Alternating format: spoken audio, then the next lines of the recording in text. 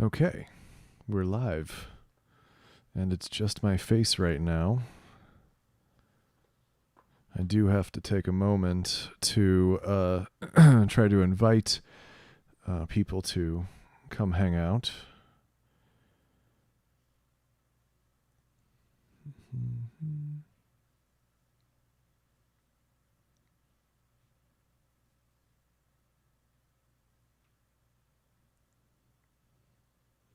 Actually, I need the link to this video.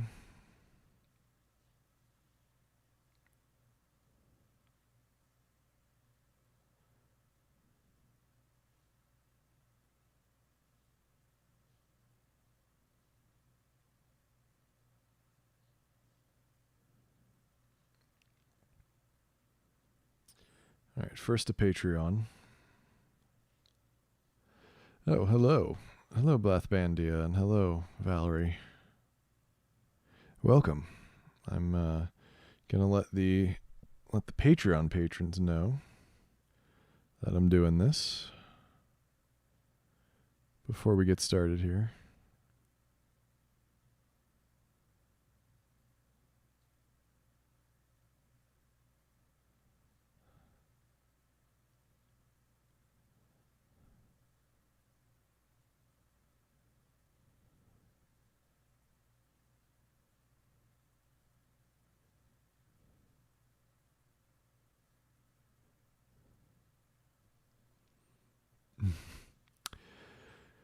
How are your days going?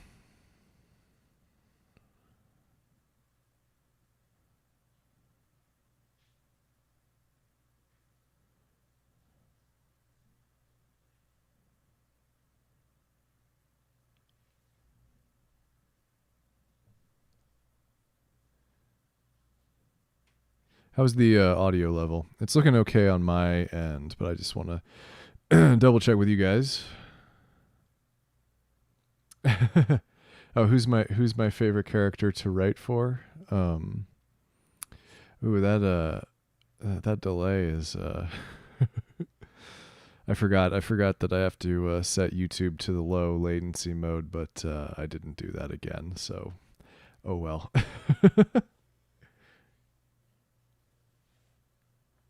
So I'll just have to for any big decisions, I'll just have to let you guys get answer for like 30 seconds before I say anything. Oh, thank you.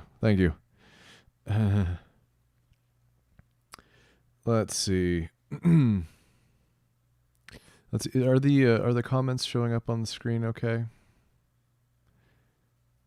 I don't know if they are. Is the chat box? Chat box isn't under me. No. It should be automatically working with YouTube, but I suppose when people are watching this back on YouTube, they can just watch it back with the live chat function if they're missing something. All right, now I'll tell Discord.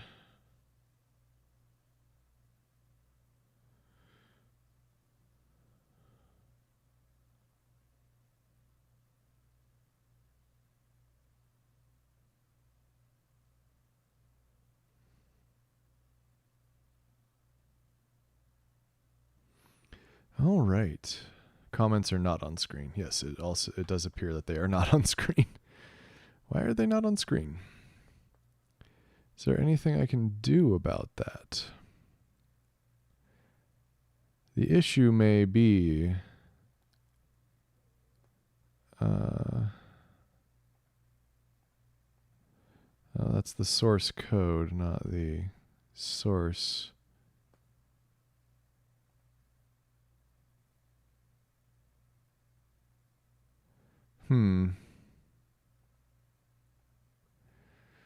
Well, it might just be the way it is. Because I don't know. If it's not going to do it automatically, I'm not going to spend 20 minutes troubleshooting right now. So if you're watching this after the live stream and you feel like you don't get why I keep saying things, it might be that you need to turn on the live chat to see what people are saying and what I'm reacting to. Okay, well, that's all right. And I gotta text one person. I gotta text a person who may or may not have written something for this evening.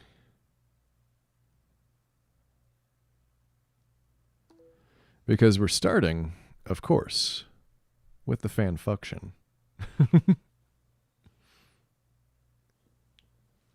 Because I got a couple new ones. Actually, let me see how many new ones. I think it's 2, but it might be 3.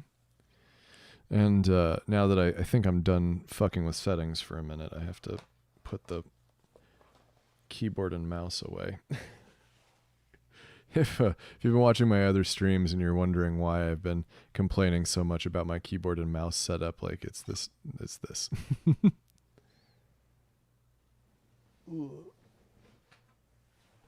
And there's a lot to complain about there.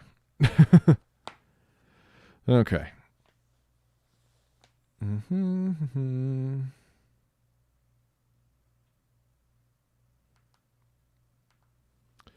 Let's get into that email.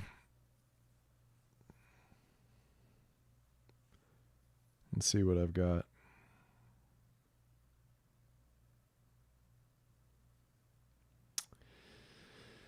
Okay, we've got 1, 2. Is there a third one? That's what I gotta remember.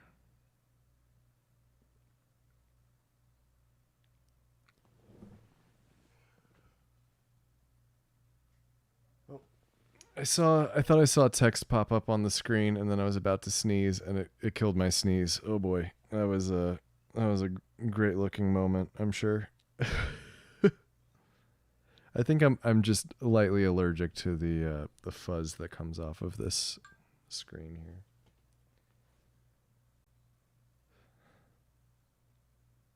All right, now I gotta wait 30 seconds for you guys to see my shitty not sneeze.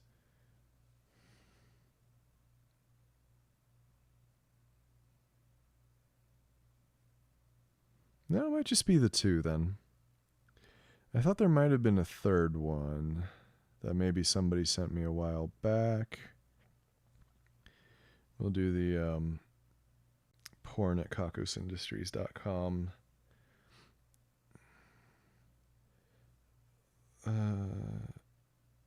Let's see, this one.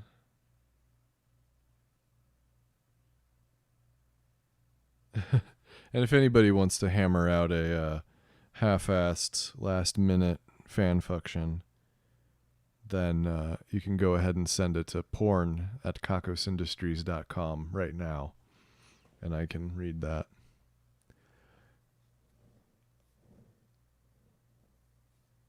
Oh, I set my water glass too far away. Stand by.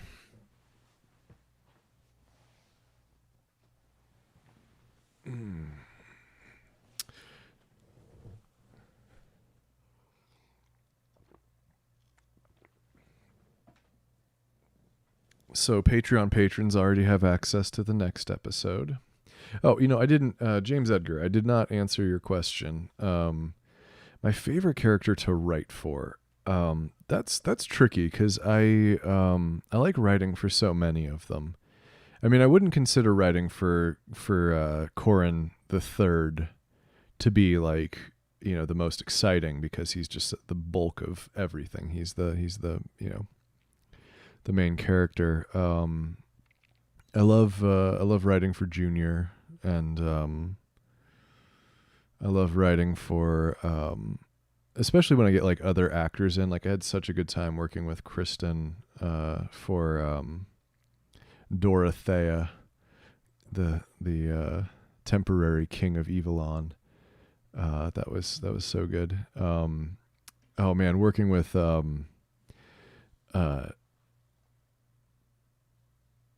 yeah, it's one of my favorite things is when I can write for other people that I know and actually just like, get them to say some goofy shit. That's one of my favorite things. Some people are like, "Oh man, you got to put me on the show. You got to put me on the show." Like people I know, and if I like their voice enough, and if they ask, enough, and I think that it's gonna be good, it'll just be like, "Okay, you're gonna regret it, but I'll write something for you." And that's a lot of fun for me.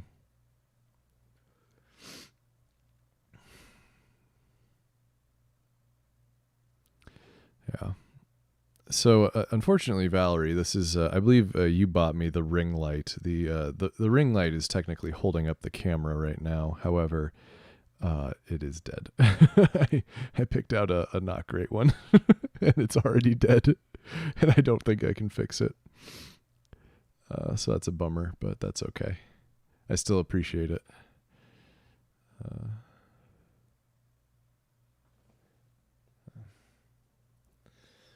Okay. I want to know if let's see. I guess I could just reply to the email because I don't think I know this person, but I might.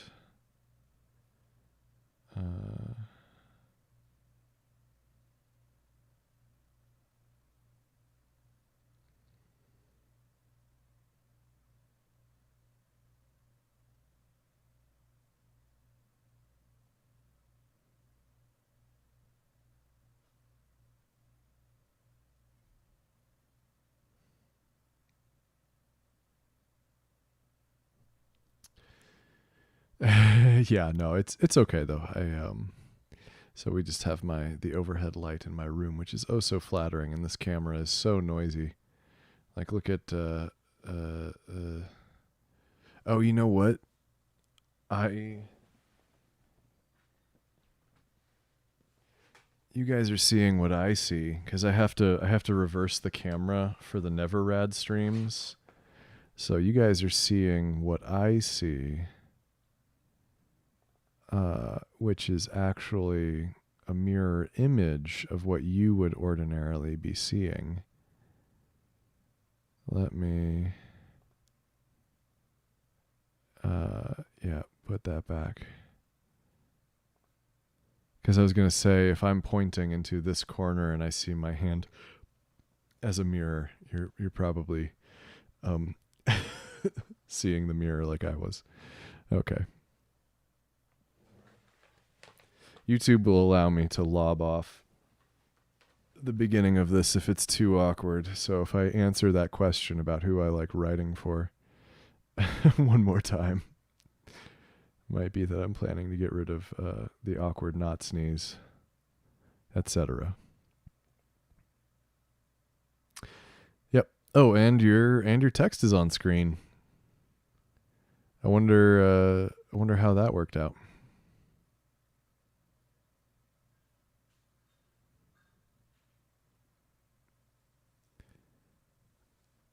Oh man, cicadas outside. I don't think you can hear them, but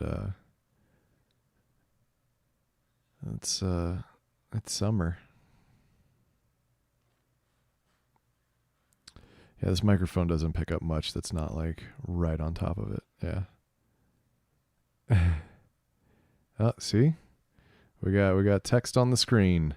I don't know how that started to work, but it started to work, and we're going to just be happy that it's there. All right, yeah, if you guys have any other questions, go ahead and hit me with them in the comments there. And I can try to address some while we wait for people to join up here.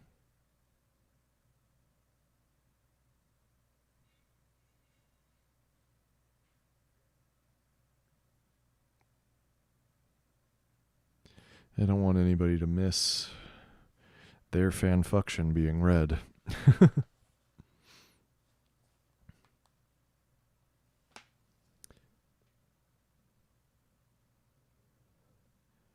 All right, let me make sure I can actually open this document.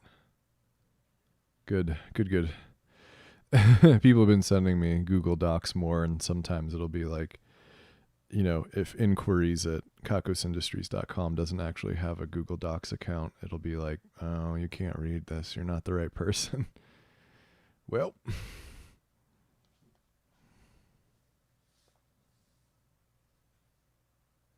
okay, looks to be about a page. You're going to be Mirror Universe Conrad for Halloween. Okay. Now, I don't feel like it's a true fanfucktion until I'm getting minorly sauced. So well,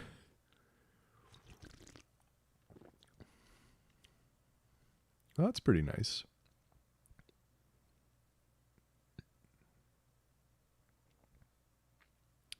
So this is a Newtopia cider with clementine and orange peel. I'm not usually a big fan of orange in my my boozes, but this is good.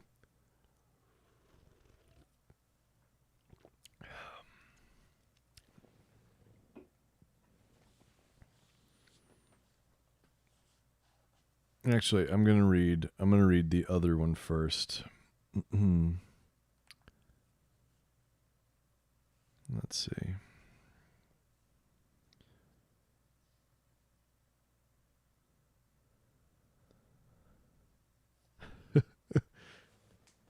Let me double check.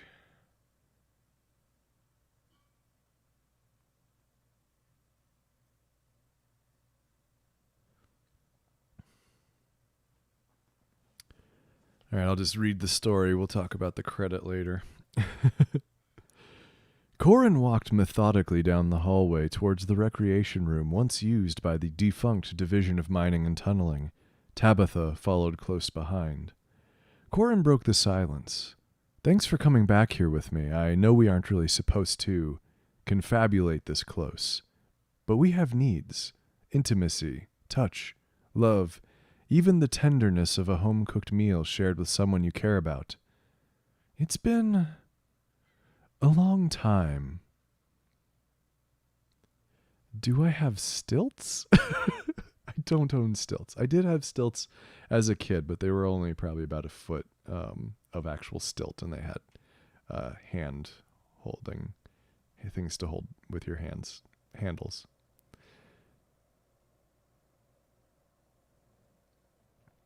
All right, it looks like the air filter in my room is not being picked up on the microphone, which is interesting because it just kicked on to level 2. Oh, I don't know. Was there a title? Oh, this is Bake With Me featuring Corndeath III, #fanfucktion.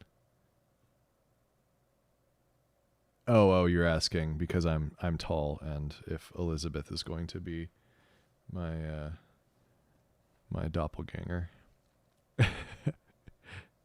Okay. This one's by EKB.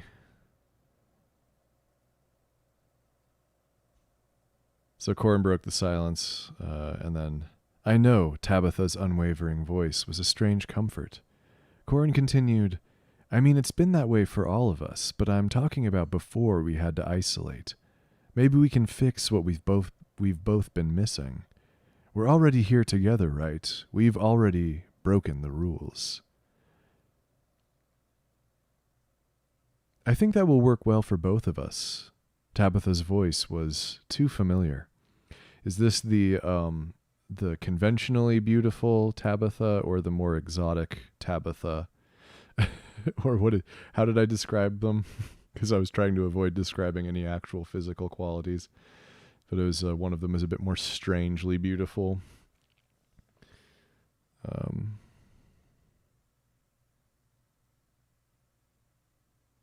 Corin squared his shoulders to let the feeling of déjà vu slip away. Reaching into an inner breast pocket, he extracted what looked like a small railroad spike. He inserted it into the center of the recreation room door and pressed. It unlocked, and the spike released back into his hand. Before entering, Corin turned to Tabitha. So the key is a railroad spike? It's just a Tabitha. Okay. Well. Could you take your shoes off? I'm not into feet. Oh, man. This is why I don't read these in advance. I want to be surprised. Could you take your shoes off? I'm not into feet. I just don't want the dirt from the hallway of Kakos on my carpet. They entered, and Tabitha removed her boots, placing them on a rack next to a row of identical black dress shoes. Corin faced Tabitha, brushing an errant hair away from her face. Let's fix our problem. I can tell you what to do. Would you like that?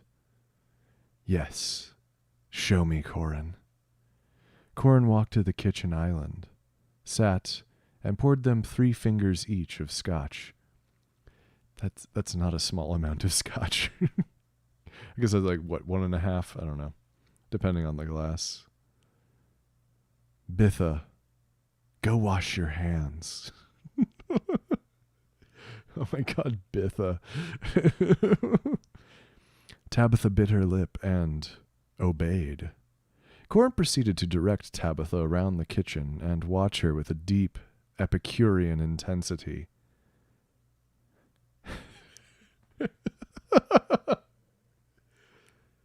Take 2 cups of all-purpose flour.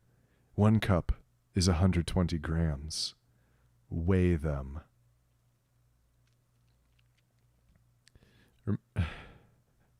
Remember, if you're directly responding to something I'm saying, I'm already 30 seconds in the future, and you got to give me a little more context so I know what you're talking about, because I have already forgotten what I said. Take 2 cups of all-purpose flour. 1 cup is 120 grams. Weigh them. Put them in a large mixing bowl. Measure 1/4 cup of white sugar. We all know it's the most evil of all the sugars because refinement breeds classism. And whisk it into the flour. Faster. Tabitha looked up at Corin from the bowl and slowed her stirring defiantly. Corin adjusted his legs in his chair. Add 4 teaspoons of baking powder and a sizable pinch of amethyst bamboo 9X. Corin, that's the most expensive salt in the world. Just do it. Oh, you know how much scotch it is. Got it. Corin paused his direction to watch Tabitha lick the remaining salt flakes from her fingers. Go to the fridge. You'll see 5 different bottles of white liquid. Get the one with the red top. Slowly measure 1 cup and pour it into another bowl. Is that whole milk? I think it's whole milk. If you pour too fast, it might catch fire, so be careful. What's in? Don't worry about it. As long as you aren't allergic to goat, you'll be fine. Crack in 2 eggs, again, as long as you aren't allergic to goat. This is going to be the most pleasurable experience either of us have had in a long while. Weigh out exactly 57 grams of butter. We have to concentrate so it will melt. Stare at the butter. Let it know how much you hate it and how much you want to devour it. Tell the butter you want it to slide inside of you, fill you. Send it your rage and your lust and your... Oh, look. It melted. Let me get out my spiked whisk. Let me get out my spined whisk, and I'll show you the way. I like to combine ingredients. Corin unsheathed the utensil from a ceramic container on the island as he walked toward Tabitha. He moved behind her, placing his hand over hers on the whisk. With his free hand, he began to unbutton Tabitha's blouse. Corin and Tabitha stirred the batter as Corin's hand found Tabitha's nipple beneath her undergarments. I wasn't expecting that word to come out of there. Corin stopped and spun Tabitha toward him. Bitha. Yes, Corin. We've come to a point where we can't look back. I want you to share this with me, which means I have to ask you a question. Corin paused and licked his lips. What do you want on your pancakes?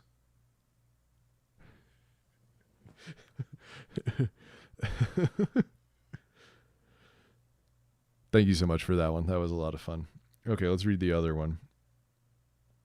I was just trying to give this person a chance to show up if they were going to make it. I mean, sending a last-minute email isn't the best way to get people to show up.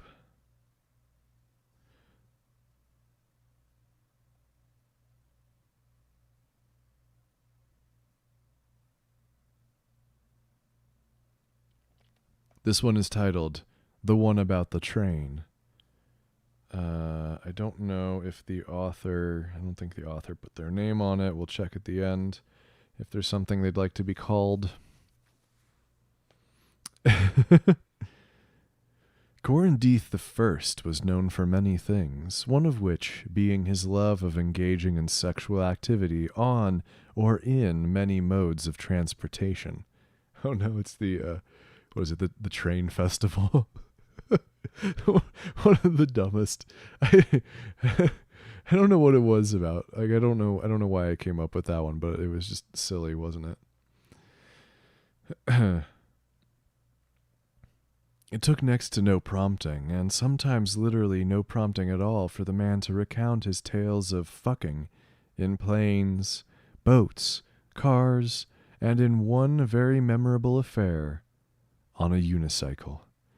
But there is one tale that he doesn't tell, the one about the train. It was late or perhaps very early, depending on your view of things, when Corin awoke.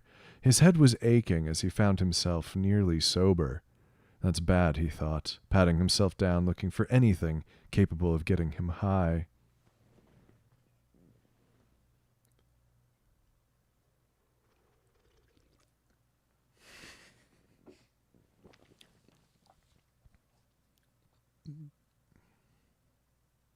The small bottle of viscous black fluid he found in his pocket managed to work just fine, even if he couldn't remember what was in it.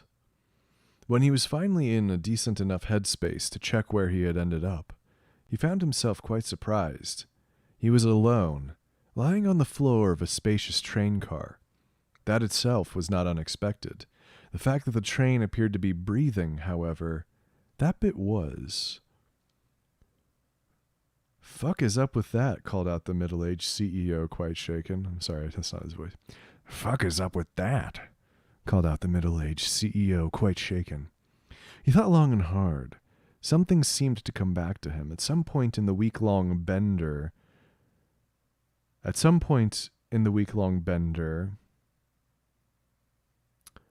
someone had mentioned something about a sentient train to the engineering team. Had they actually done it? He placed one hand on the wall of the train car. "Are you alive?" he asked tentatively. Suddenly all the lights in the cabin flicked off. Only the light above the door leading to the control car, was still alight. Eventually the light begins to blink, a steady rhythm, clearly spelling out the phrase, "Life is pain," in Morse code. "Can't believe they actually did it," he replied. "Drugs?" he asked, holding up another bottle of the strange black fluid that was actually making him feel pretty damn good. "I have no chemical mind to be altered." Oh no, this is the light. "I have no chemical mind to be altered by chemical substances," spelled out the light. "Good, because I'm definitely not sharing," Corin announced as the drug finally hit him in full force. He absent-mindedly rubbed the metal beneath him. The walls of the train seemed to relax ever so slightly under his touch. Noticing the pleasant reaction, he began to move up the walls into the seats, kneading the vinyl. Okay, I think it's just the wrong kneading. I think it's supposed to be kneading, like you knead dough.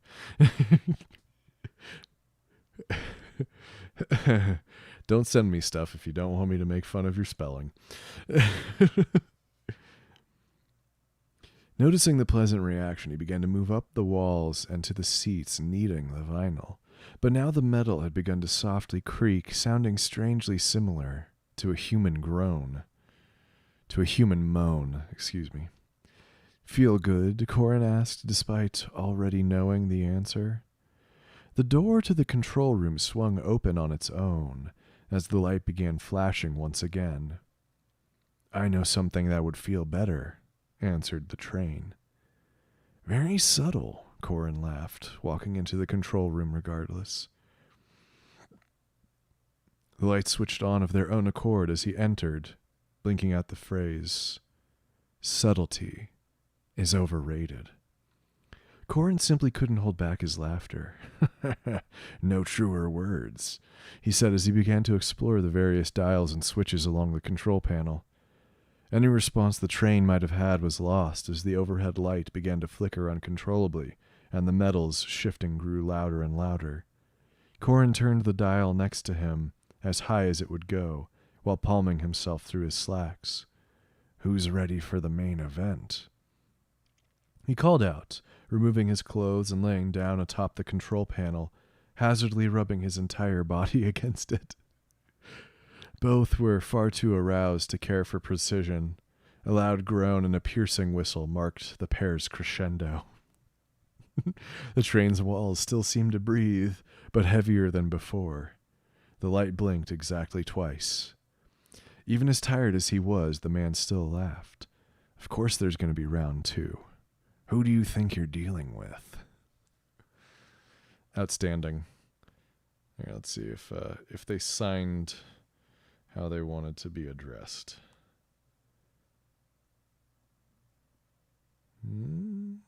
Freedom Not. We'll go with Freedom Not.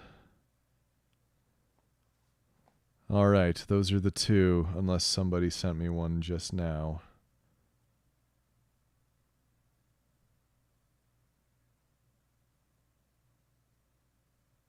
Because I think I read the rest of these. Yeah, I think I did.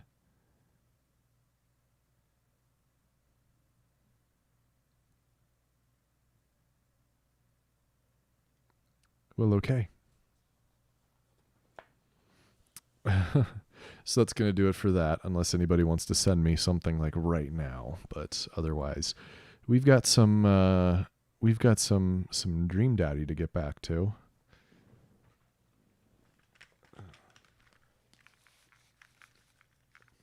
So I'm going to get that started up for just a second here.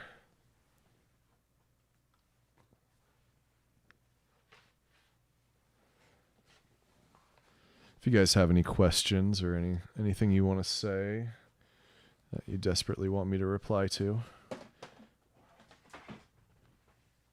go ahead, throw it in the chat. All right.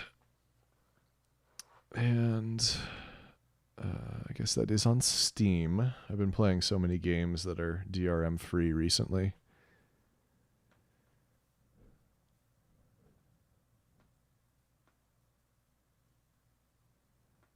Oh man, they're having a sale? Does Steam have sales?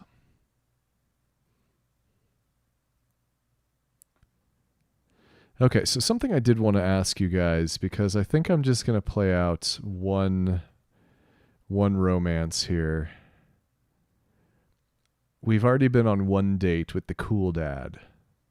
I was going to give you the option, if you guys chose, to go after the goth dad instead.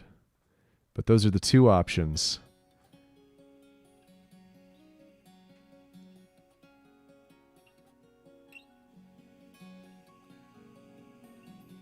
All right, let's make sure. Do I like trains?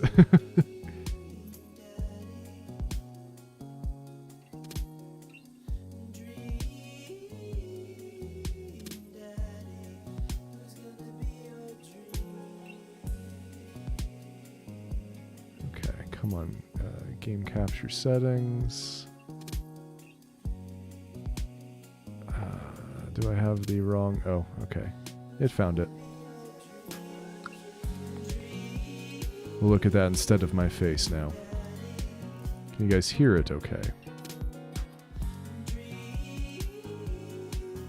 Looks like it might be just a little bit loud.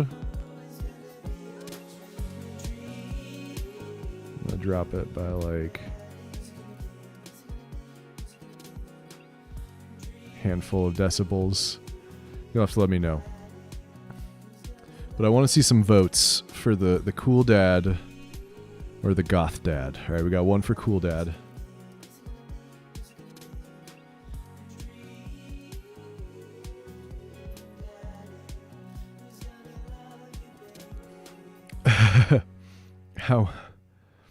Are you asking me how much I like trains? From a infrastructure standpoint, I'm a fan of trains. All right, I think I might have changed the volume of the music since you said that. So go ahead and let me know if there's an issue now. I'm not gonna mess with it. Oh, on my Steam wish list? Oh geez, I don't even know what's on my Steam wish list. I have so many games on Steam. I don't think I can ever play them all.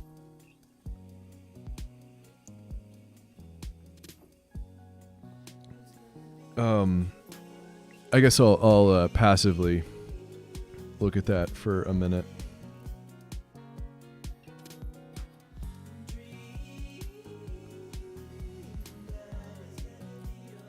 Okay, sounds good? Good. I am recording, and it is recording my voice and the game output on two different tracks.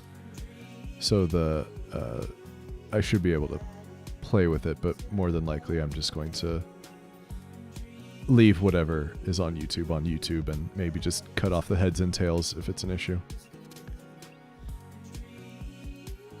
All right.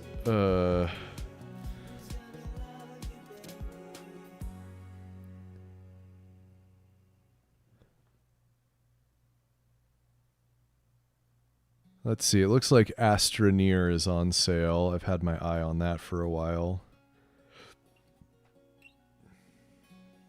I don't know how well this computer will run it. I might have to get the other computer to run it. I think it's Windows only. Despite being low poly, which has a very, feels like it should run on my other computer. Factorio never goes on sale. And I also, I have access to that through a friend's library, so I play it sometimes. Well,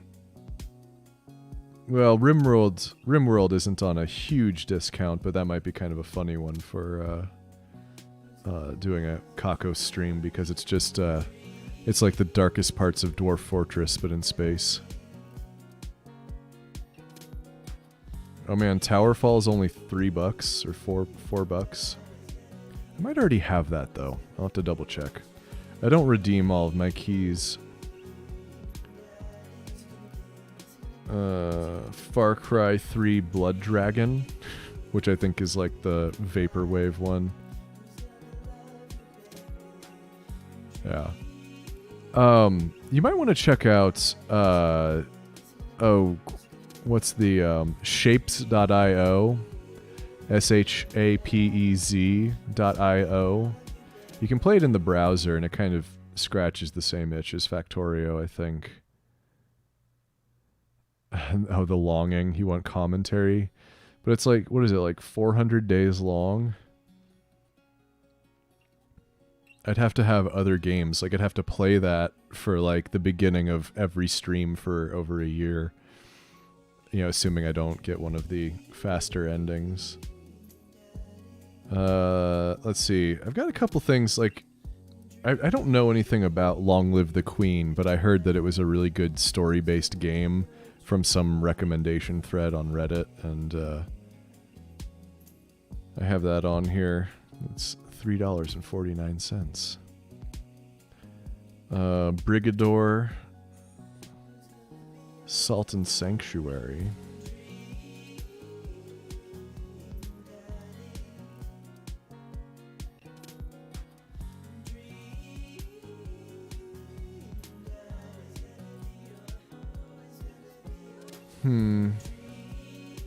There's a couple of these that I have now, I think. I don't remember what Wayward is. There's no icon for it. Oh, hello there, Not. Yeah, I just finished reading your story a moment ago, so you don't have to scroll back too far. Excellent stuff. Thanks for stopping by. Hob, I heard good things about, but I think I've already got that, as well as Niche. Oxygen not included would be kind of fun.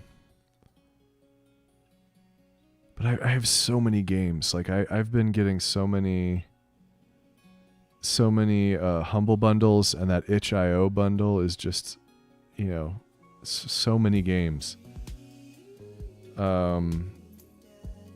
Pathologic 2, although I'm almost afraid to commit to playing that on stream. After watching the H-Bomber guy bit about the first one.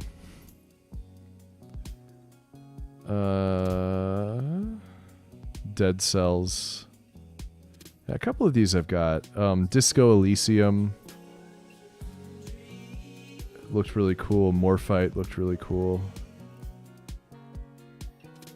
Yeah, a couple of these I've got, actually. Because I've got Catherine Classic on here, but I got that through a Humble Bundle. I just haven't redeemed it yet. And I might have the Bridge Constructor Portal for, you know, funky physics games. Alright, well, you asked me a question, and there was a really long answer.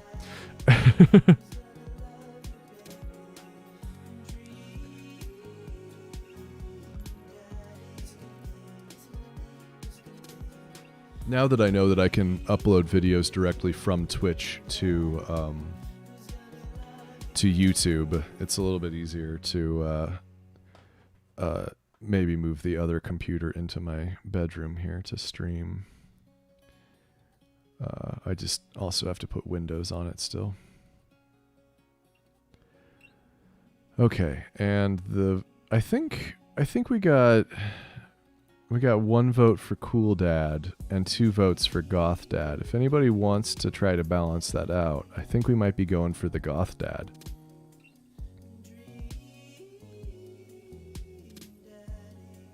Alright, we're going to continue. There, 12:34 a.m. is probably the one. Man, that's a lot of autosaves. Although these might have been manual saves, actually.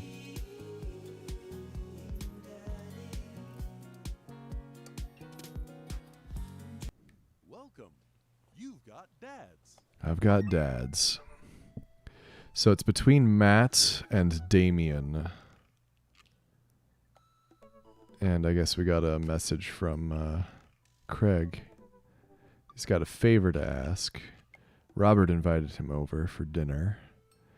You know, it's kind of a faux pas to invite another bro, but I've known the guy for years, and I still can't get a good read on him, and I know it's going to be super awkward if I go by myself. Will you please come with me? Well, I think we might do that one for the story. Got another vote for Goth Dad. Okay, I think we're going to do that after this this Craig bit here. I'm going to hit up Brianna and just let her know that this is that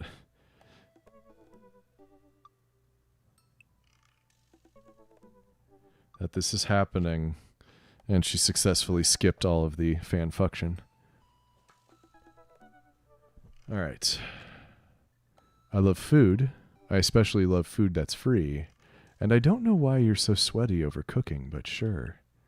Oh, the squirt emoji, or the sweat emoji. Oh, and then there's 3 eggs in frying pans. I guess I thought those were like magnifying glasses, but... Yeah, dude, I'm down. Thank you. Really hope that's a sweet relief. A sweat of relief. Eat that dinner.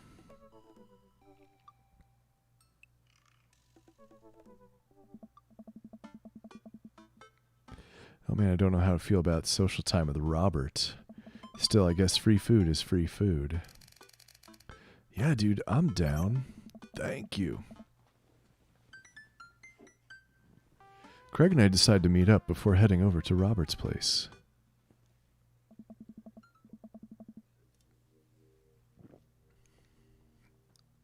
Craig's waiting on my porch, bottle of white wine in hand. Nice. Corin, boy, am I glad to see you. Oh, God, I forgot our character. Oh, man.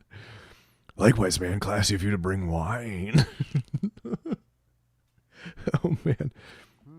Oh, it's not wine. It's sparkling apple cider. Robert literally has a wine cellar, so I think he's good. Wow. Or at least I think he has a wine cellar. I'm genuinely unsure if he was telling the truth or not. I can never tell with him. I can't remember which one's Robert. Thank God it's not just me. I never know. He's so deadpan about everything. I usually just laugh it off, but man, that guy's an enigma. We start walking over to Robert's house. Does Robert even know how to cook? I have sincere doubts about whether he even knows how to shave properly or iron his shirts. I feel like you learn to cook after you learn those two first. One time I saw him grab a hot dog from a trash can. Oh boy. I mean, it was at the very top of the trash can, like sitting above it, but still, if he were on trial, I think the jury would define that as in the trash. In his defense, I've definitely considered grabbing food from the top of the trash before. Well, yeah, I think we've all considered it, but the difference is that Robert actually did it. True. Maybe he's the enlightened one. Maybe we're holding ourselves back.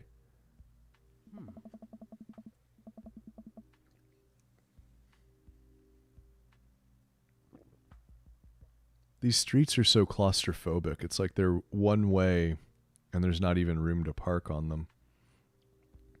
We arrive at Robert's house and ring the doorbell, but the doorbell won't chime. Must be broken. Craig knocks on the door a few times. Since when does Robert have a dog? I don't know. That's weird. I can hear Robert just inside. 1 second. This is uncharted territory, Corin. What if he's the one making barking noises and there is no dog? Don't say that. We're not even inside yet. That one, yeah, okay. That's the one I thought was Robert. Finally, the door opens. Robert looks pretty stunned to see me and quickly adjusts his posture to try to hide it. This is going to be weird, isn't it? Hey. Corin, didn't know you'd be tagging along. Did Craig not tell Robert I was coming? Come on, Craig. I can leave if there's not... No, it's fine. Come on in. Wipe your feet.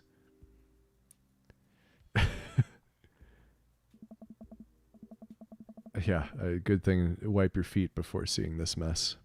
We enter Robert's living room, which is a lot more inviting than I remember it being. Make yourselves at home. We can still hear barking from the other room. Didn't know you have a dog, Robert. Oh yeah, that's Betsy. Have to put her up when guests are over. She'll calm down in a bit. What kind of dog is she? Pit bull. Rescued from a dog-fighting ring a few years back. She hates strangers. If I let her out right now, I'd probably have to take you both to the ER. Oh boy. Craig and I make eye contact. He raises an eyebrow at me. Oh, okay. But, I gotta go finish dinner. Made osobuco. Robert leaves the room, presumably to go to the kitchen. Craig leans in and whispers, was the dogfighting thing real or was he kidding? I don't know. What's osobuco? I don't know. Do you make up that word? Until I have osobuco in front of me, we can only assume so. We sit in silence for a second, taking in Robert's living room. Are we about to get sawed? Nah, usually you wake up in those situations. We voluntarily walked into this one. Although he did look pretty shocked to see you. Maybe you being here threw off his plans. His murder plans. This is so weird. Robert finally walks into the room, carrying 3 paper plates of steaming food like a waiter. I don't have a dining table. Don't trust them. So we're eating here. Also, I don't have real people plates. Hope that's okay. Robert sets plates in front of us on the coffee table. I still can't tell what it is. Looks like meat, maybe. Lots of sauce. I can make out some vegetables. I think that might be rice, but it could also be pasta. Guess there's only one way to find out. I take a bite. Oh my God. I take another bite. The medley of flavors in this dish is amazing. The meat is so tender and the risotto, I think that's what it is so creamy.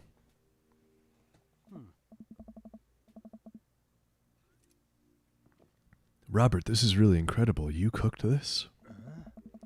There's a pregnant pause as Robert formulates a response like it's weird to get a compliment from me.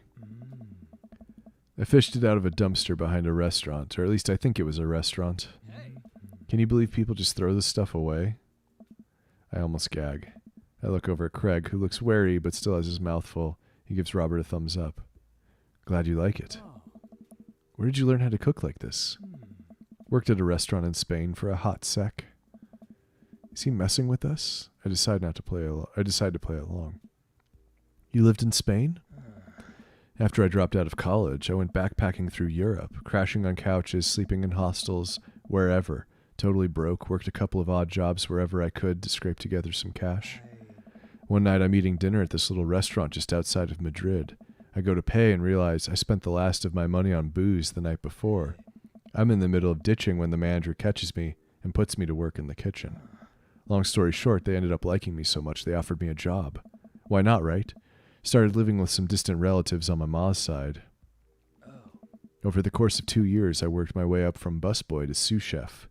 Learned a lot. Craig and I wait for the punchline. What night watchman did he swindle to get back to the States? Who did he con in a game of poker in the back room of a speakeasy for safe passage in the crew quarters of a cargo ship?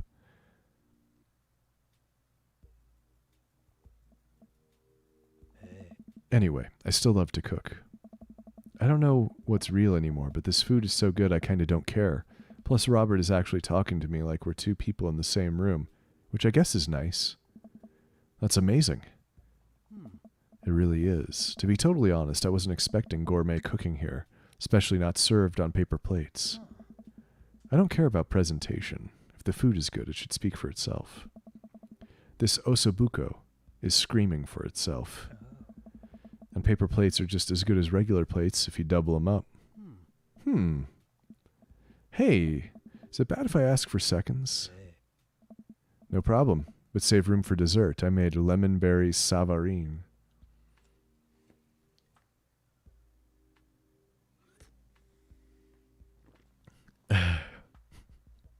Robert needs a shower. Murder plot foiled. Don't care if Robert can cook, he needs a shower. Even if he washes his hands first, yes. I mean, he also looks like he just got a hella beating, so maybe the shower is coming. Well, aren't you just full of... Craig looks over at me. Surprises. Robert winks. You bet I am. You can come over for dinner anytime. Oh, this guy's warmer than he seemed. You can smell the stale sweat from here. Craig. I'm gonna go get seconds. Me too!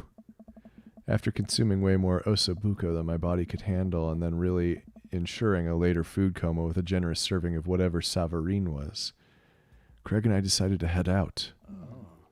Thanks for coming. I'm making an attempt to be more social. Something tells me he's not going to follow through on that. Man, if you'll have me, I'm here, especially if there's ossobuco involved. Don't use metal utensils on non-stick frying pans. So that was an interesting one. I think the votes are for Goth Dad. We got 3-1 Goth Dad. All right, Damien.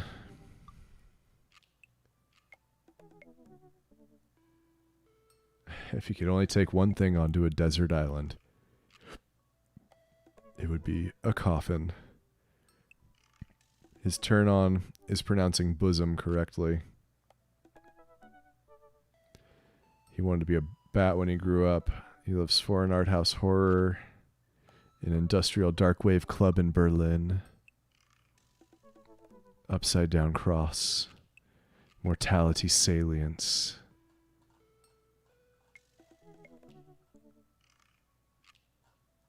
Oh, that's right. Taxidermy.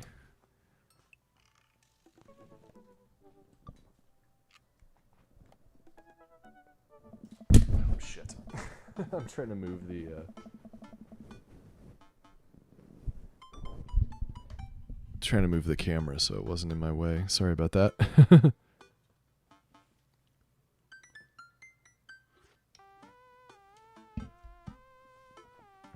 Damien seemed really interesting. A little odd, but interesting. I think I should hang out with him to get to know a little bit more about him better. I navigate to Damien's dad book page and type out a message. Hey dude, you seem cool. We should hang out sometime. I sit there for a minute before I see that Damien's typing. But then he keeps typing and typing. Man, is this guy writing a novel? I leave the computer to make some coffee. And he's still typing. I sip my coffee and the computer finally dings. Corin.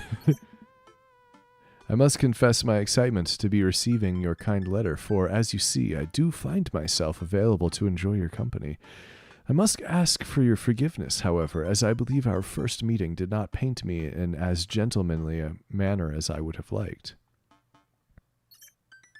I would be highly flattered to enjoy your companionship at my residence for an afternoon tea and a stroll around my garden, should it please you. Till then, adieu. Yours, humbled, D. Bloodmarch. Oh my god. Damien Bloodmarch. I stare at the screen and reread the letter several more times. Hey, Amanda! Can you help me with something?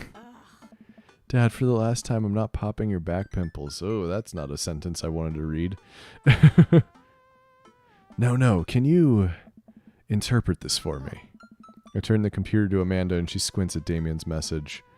I just don't understand NetSpeak. Like, is this how you kids communicate with each other now? Oh, totally. This is the hot new thing. See, Dad, kids got over saying LOL and LMAO or whatever, and decided that what they needed to do was bring it back to the 1800s.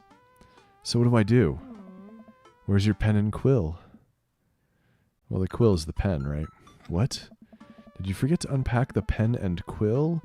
Dad, how will we address the nobleman in regards to your upcoming debutante ball? Okay, now I know you're messing with me. Father, without a proper chaperone, you'll never end up with a suitor worthy of our land. Or our dowry. Or... So you read Pride and Prejudice for school one time and now you're reciting things you know about it back to me, aren't you? Oh. Like, the first 5 pages, then I read a review of the movie. Still got a B, though. Great. So what do I say to Damien? I got this. Amanda reaches over me and types on the keyboard. Sure thing, dude. Regards. Corin. Amanda hits send and smiles at me. Well, I suppose that's that. I make a short walk over to Damien's house. Well, I guess you can't really call it a house. It's more of a manor, estate. The Gothic architecture looms above the other homes in our cul-de-sac. I walk past a couple of gargoyles guarding the front door and look around for a doorbell. There doesn't seem to be one. I pull the large, ornately carved bat's head and a head door knocker back, and a hollow sound echoes throughout the house as I strike it against the door. I wait several moments before the door slowly creaks open. Come in. It's a little creepy, but I enter the home and take a few steps into the foyer, noting the oil portraits of who I assume are dead relatives hanging on the wall. As I'm admiring them, the front door slams shut behind me. Hello? Silence. An oil lamp in the corner flickers dimly, casting ominous shadows against the wall. Why do I feel like all the people in these paintings are staring straight at me? Why is it so cold in here? Where's Damien? Corin, pleased to have you in my home. I look up and see Damien standing at the top of a majestic staircase with a walking candle holder. What's with the door slamming shut? Oh, sorry. There was a draft. And the door creaking open when I knocked. I accidentally left the door unlocked. And the creepy oil paintings? I like oil paintings. Right. Right. Please, let me show you around. Okay. Damien leads me around his house, showcasing his parlor, sitting room, auxiliary sitting room, and the parlor again for some reason. This is one of the older homes on the block, yes, but nowhere near as old as the architecture might suggest. Through extensive renovations, I have been able to craft a residence that is both historically accurate to the Victorian period and equipped with the amenities of any modern dwelling. We walk past a door covered in bumper stickers, caution tape, and a black parade poster. Oh, Black Parade. I see the, yeah, that's an album. Do they listen to My Chemical Romance in the Victorian era? That's my son's room. You know how the rebellious teenage years are. Onward, onward, there's more to see. We reach a door at the end of the hall that Damien opens with a flourish. And this is the library. Sunlight streams in from floor-to-ceiling arched windows. The walls are lined with packed bookshelves, and even more books are scattered over the period-appropriate furniture. Damien is clearly really proud of this room.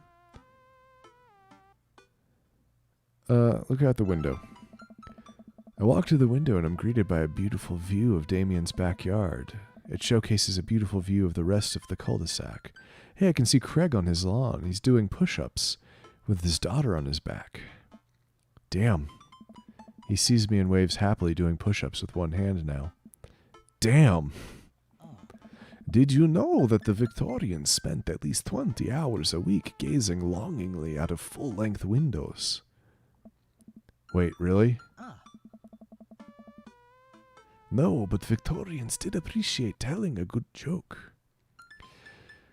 Well, you see, he saves his money by shopping at Hot Topic.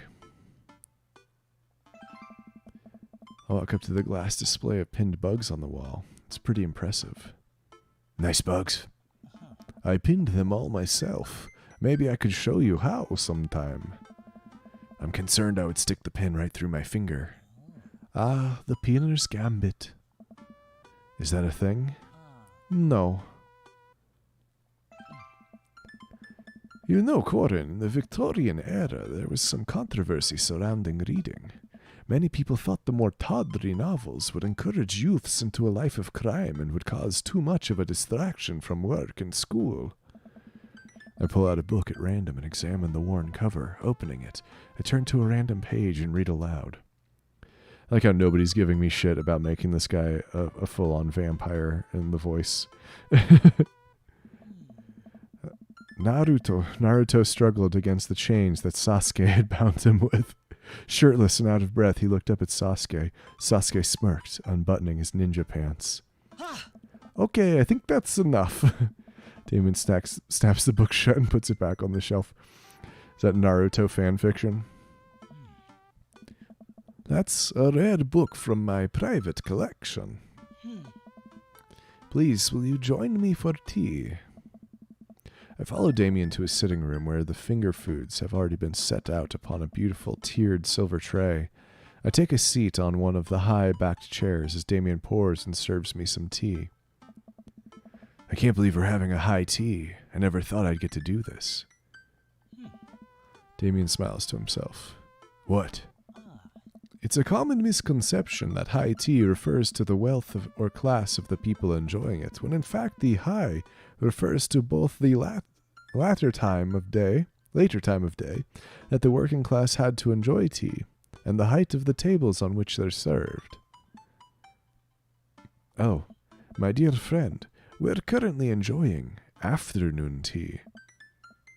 That's informative. Damien takes a seat next to me and serves me a tiny sandwich. Are there a lot of goths in Maple Bay? Plenty, actually. We mostly communicate online on goth forums. You wouldn't believe the Victorian-era drama that these people get into. Drama? So-and-so wore this undercoat over this period inappropriate petticoat, and someone else doesn't understand the difference between a bodice and an underbodice. People will get angry if you wear a mismatched color of black, Corin. I'm not kidding.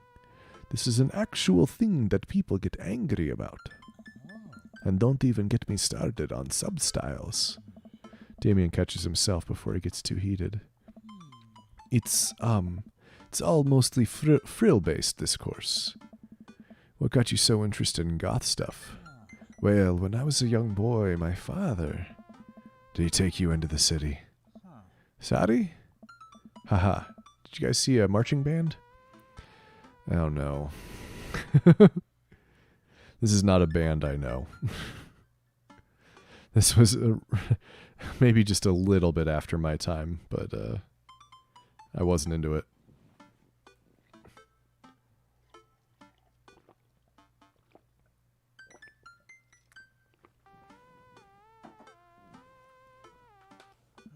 I'm afraid I don't understand. You're serious? Of course. But it's, the song. Amanda made me listen to it. Seriously? I'd love to see a marching band. Nevertheless, I've always had a love for art, history, and fashion. What started off as a small hobby of collecting taxidermied animals grew into a sort of an obsession.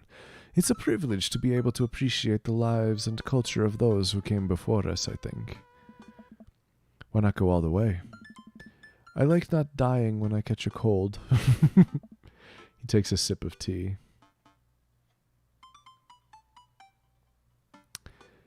For the, is that a hippopotamus? The big one. And then over on the right, there's like I don't know if that's supposed to be a dog or a wolf. Oh, you can see my mouse cursor, huh? I wasn't sure if that was the case. I don't know that much about skulls, to be honest. I can acknowledge that there were many very terrible things about the Victorian era, and I try to live a life that strictly aligns with those ideals would be, and to try to live a life that strictly aligns with those ideals would be admittedly horrid. But I think it takes a critical mind to truly appreciate something to the fullest, to be cognizant of its flaws and love it all the same. This one's too small for a hippo?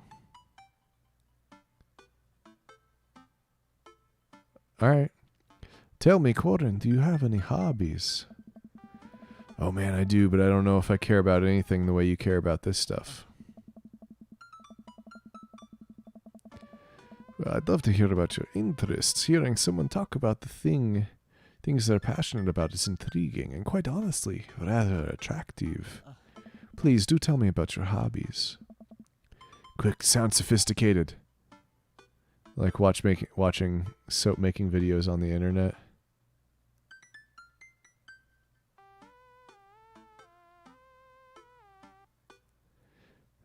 Love me some word jumbles. I learned how to juggle once. Oh, he didn't like that one. Gravity is an interesting thing, and I believe that juggling is the pinnacle of humankind's interaction with the gravitational arts. Interesting. I started out with scarves, but now I can comfortably juggle balls. Juggling pins is currently, out of my purview. Damien looks at me quizzically, but shrugs it off. We finished our tea and finger sandwiches.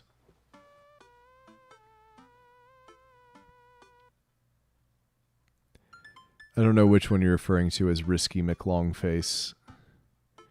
The dog up here, or like one of the two with the like really nasty teeth there, or the one with the closed mouth here. Tusky McLongface.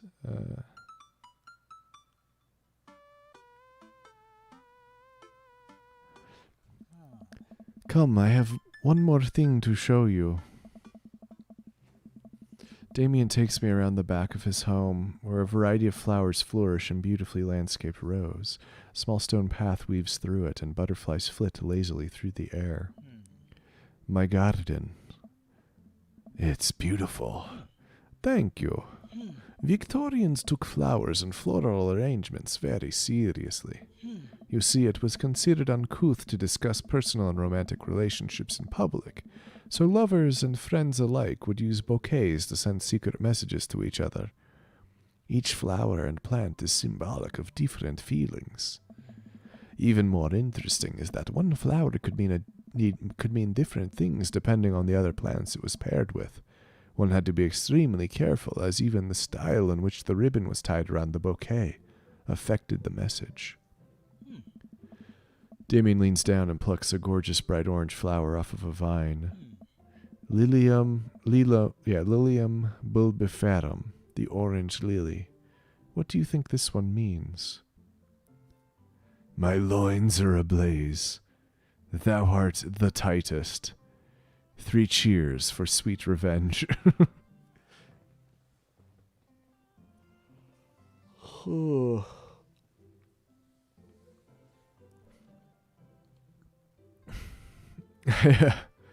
I don't know. I'm afraid that we're not going to impress this guy. My loins are ablaze. The orange lily is actually symbolic of pure hatred. Well, and that's precisely why floral arrangement is so challenging. What's your favorite type of flower? Oh no. Oh no. Trying to remember what snapdragons look like, and also honeysuckles. I remember what sunflowers look like. Do we have votes in the chat? What's your favorite flower out of those 3? You can't pick any that aren't those 3.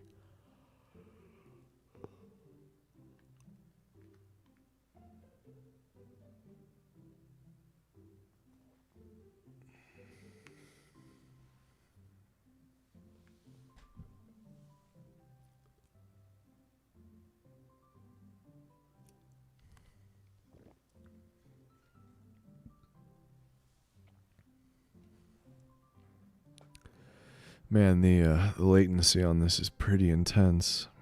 Okay, honeysuckle. They smell really good. And then you can eat the tiniest little drop of nectar when you pull the stem out. Oh, he likes that one. I'll have to remember that when I put together a bouquet for you. He would put together a bouquet for me? Nobody's ever given me a bouquet before. I follow Damien down the footpath and admire more of his beautiful flowers. Suddenly a phone rings. Oh, Corin, will you excuse me? I must take this. He pulls a cell phone out of his pocket. I'm a little surprised it's not a rotary phone. Go for it. Damien smiles and walks back to the house. I take a deep breath and enjoy the heavily perfumed air. What a lovely yard.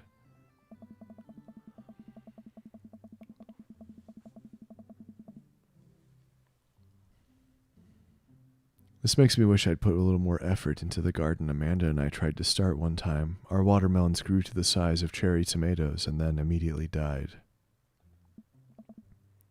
Oh hey, a gargoyle. Oh no, I knocked over the gargoyle! Fix that guard. Fix that garg. What the heck? Yeah, like that, do that. No. Yeah, like that.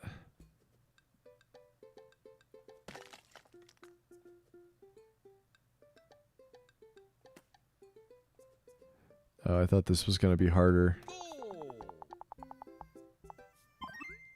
Legendary.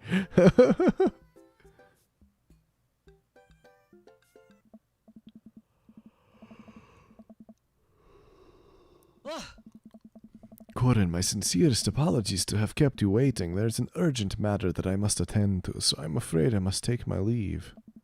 No problem, dude. Everything alright?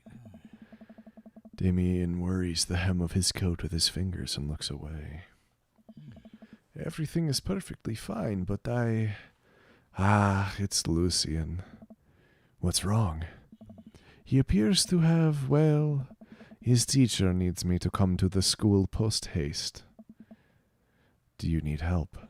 Oh no, you don't have to. Let me come with you. Us dads gotta stick together. You're right.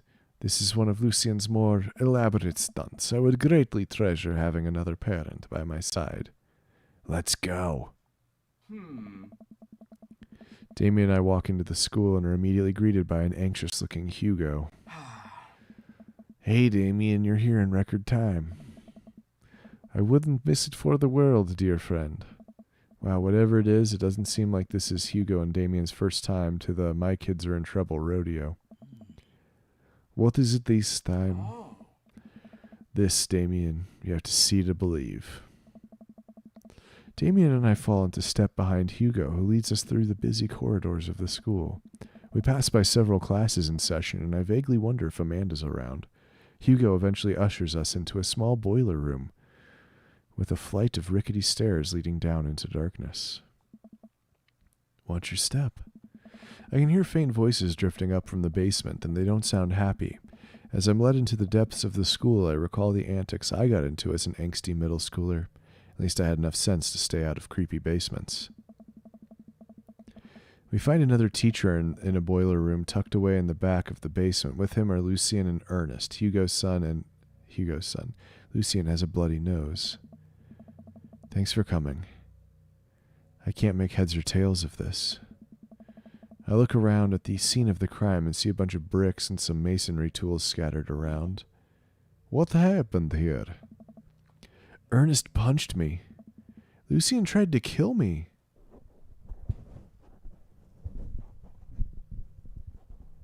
What?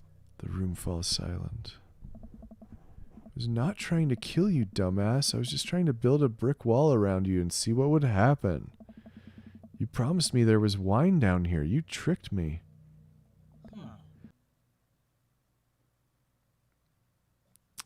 Well, let me take a peek and see if it's coming through.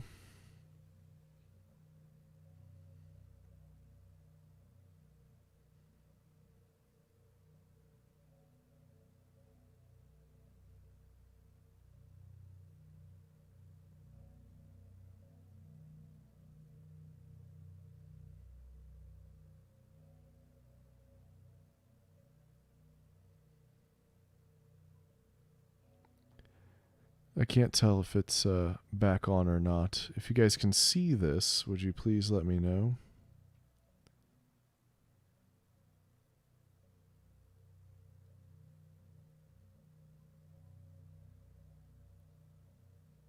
Actually, it looks like it might be okay.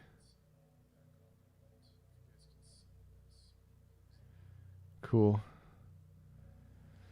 Alright, just checking because I said we disconnected. I'm neither confirming nor denying that. I turn to Damien and whisper to him. What's Cask of Amontillado?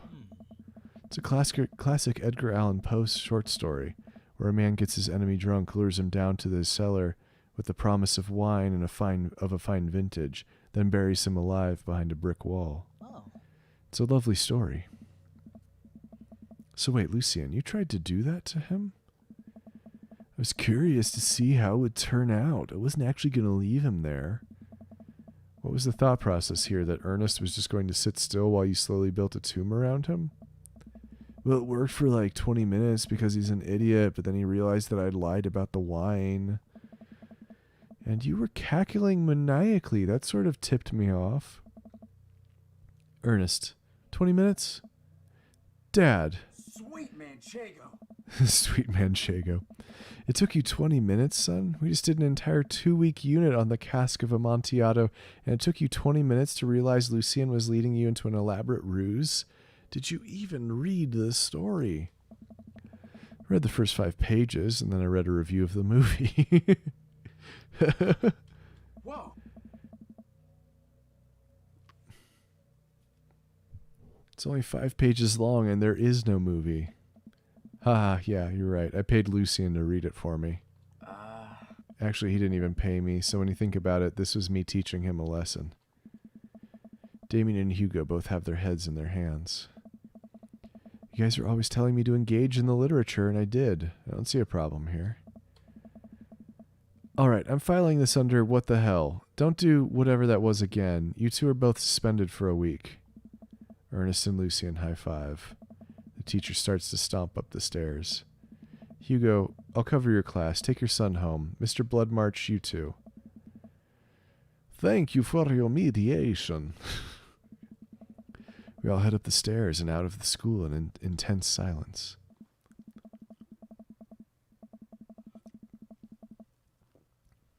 Lucien, Damien, and I all pile into my car and begin the drive home.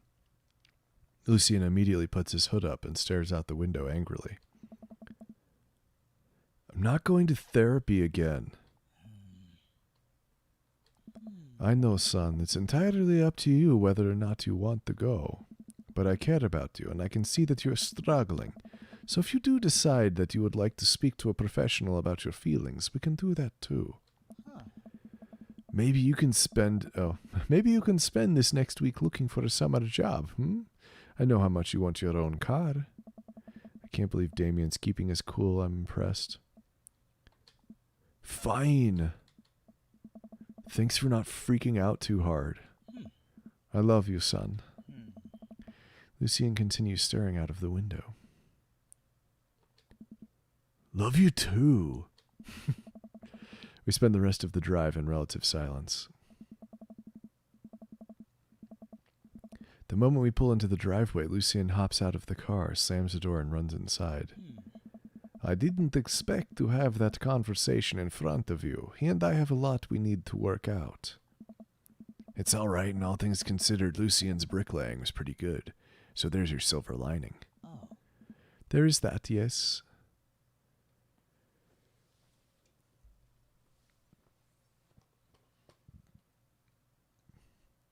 Let's see, he's probably just going through a phase. I really admired how you handled that. I like that one. Because we're trying to fuck this guy. You were a lot more diplomatic with him than I would have been. I just want what's best for him, and I don't think yelling at him would do either of us any favors. It rarely does. You're a good dad.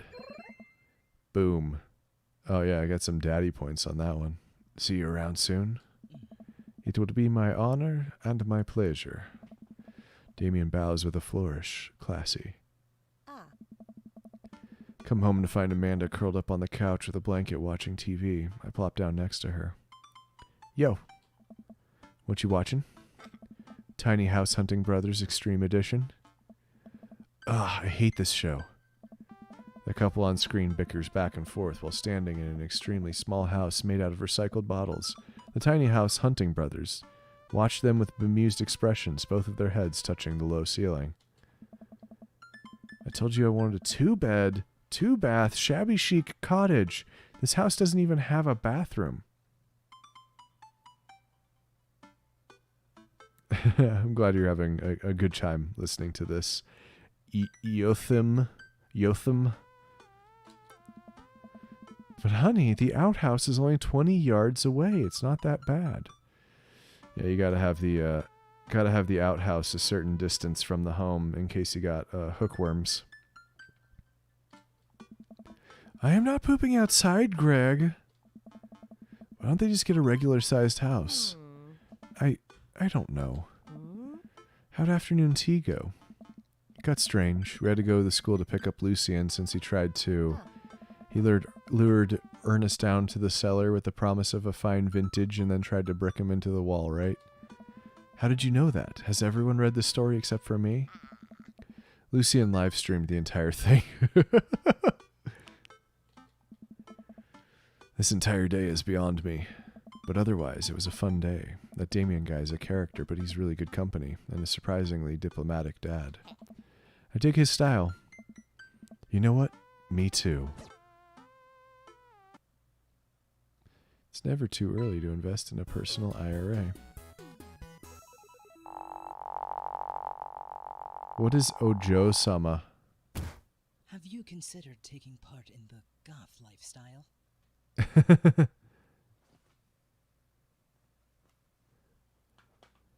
Oh man, so bonding we're working on. Cell phone holster. Cool. Ojo-sama. Goth. Afternoon tea. Poe. We got 494,019 dad points, but 247,202 daddy points. Interview with a vampire, one of 3. Okay. Hugo and Damien. Hey, are you up to anything tonight? Hugo and I are planning to go to the art walk downtown and were wondering if you would care to accompany us. I would normally write a letter longhand, but I've run out of distressed parchment paper. Whoa. Why can I see Damien and Hugo's chat? Am I a hacker?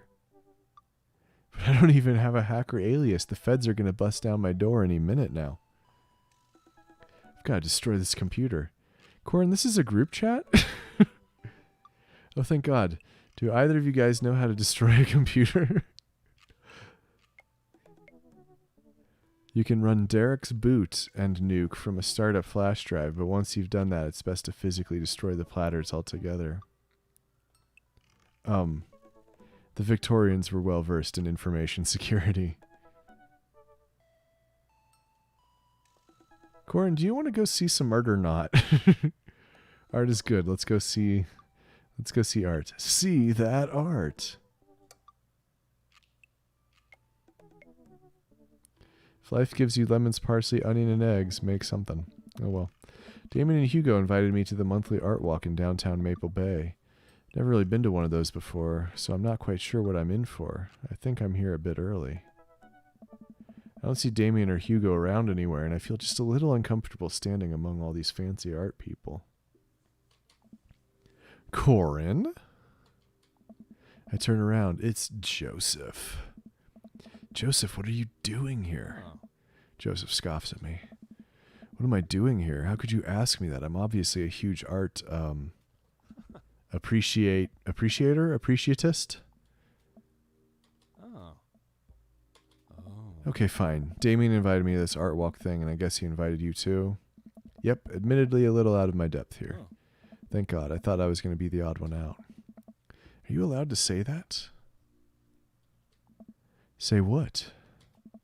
You know, thank God. Yep, I actually get double points when I say it since I'm a minister. The points get you into heaven. That's how it works. Anyway, where are the guys? I look and I spot Hugo and Damien, who seem to have just arrived at the gallery. Good eve, good eve, good eve. Oh. Evening, friends. Hmm? Who's ready for some art? Art is dead and nothing is real. Oh, I don't know if... I don't think that's the right answer, but I'm so inclined to click on it. So I will. You'll fit right in. Oh. All you have to know is that if you're ever feeling overwhelmed, there's generally always a table that has free wine and cheese. I like art now. I've got the table in my sights. Now, if you'll excuse me, I'm going to go help myself to some tiny wines. Obviously, we're going to talk art with Hugo and Damien. So what's this first place? First piece? I don't know. Anyway, this particular artist specializes in landscape paintings of various locales within the American Northeast. I look at the art. It is rad art. Doing the wrong voices. At the risk of sounding uninformed, do all these landscapes look like butts to you guys? Hmm? Damien and Hugo lean in, examining the painting in earnest. It would appear as if you are correct. Valid assessment, Corin. Hey, this art stuff's pretty easy. Oh, it gets more complicated. Sometimes the butts are more symbolic. Sometimes the butts are metaphors. Sometimes art is about the butts they don't draw. Interesting. Joseph returns to our group with tiny cheese and wine. What'd I miss? Butts. Oh. Shame. The cheese is nice, though. Oh. Shall we visit the next place? We leave the first gallery and walk a few minutes before we reach another one. This gallery is a bit more crowded. Huge paintings of, I'm not even sure, hang on the walls. Oh, geez. What am I looking at here? Hey. This is abstract art. I think the more important question is, what does this art mean to you? I stare at the painting, concentrating as hard as I can on its meaning.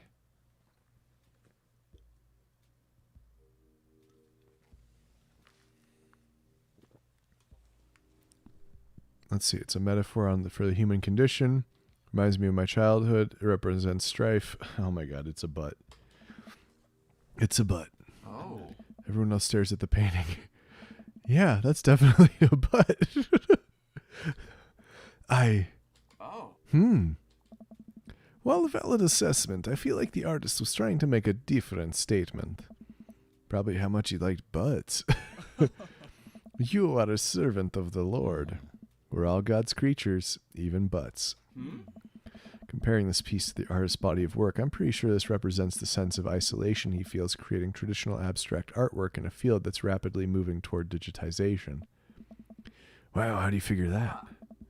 That's what it says on the placard. Oh. Let's look at a few more of these. I walk around the gallery, sampling some more of the artist's work. I almost hate to say it, but abstract art is kind of growing on me. It's interesting that the artist chooses not to let their work be defined by, what's the word, realism? Realism. As we're looking at one of the paintings, a patron scoffs loudly. Pshaw! I could do that. Excuse me? Hugo, not here. Oh. No, come back here. Patron walks away, not noticing Hugo fuming right next to him. You say you could do that, but you didn't. You don't seem to have the intellectual depth or the artistic skill to execute a piece even a fraction as impressive as this one. Art is the truest expression of the self, and it seems like your self is so bad, is bad, so your art would be bad. I wonder if it's actually the artist. He's like, no, I could do it because I did do it. Hugo's insult game isn't the best, but there's no denying his passion. Damien is holding him back at this point. Friend, he's not worth it. Hugo manages to cool down. He smooths his jacket. I'm sorry, I just love art very much. We know, buddy. Pat Hugo on the shoulder. You know what would ease the mood? Is it cheese? No. It's wine and cheese.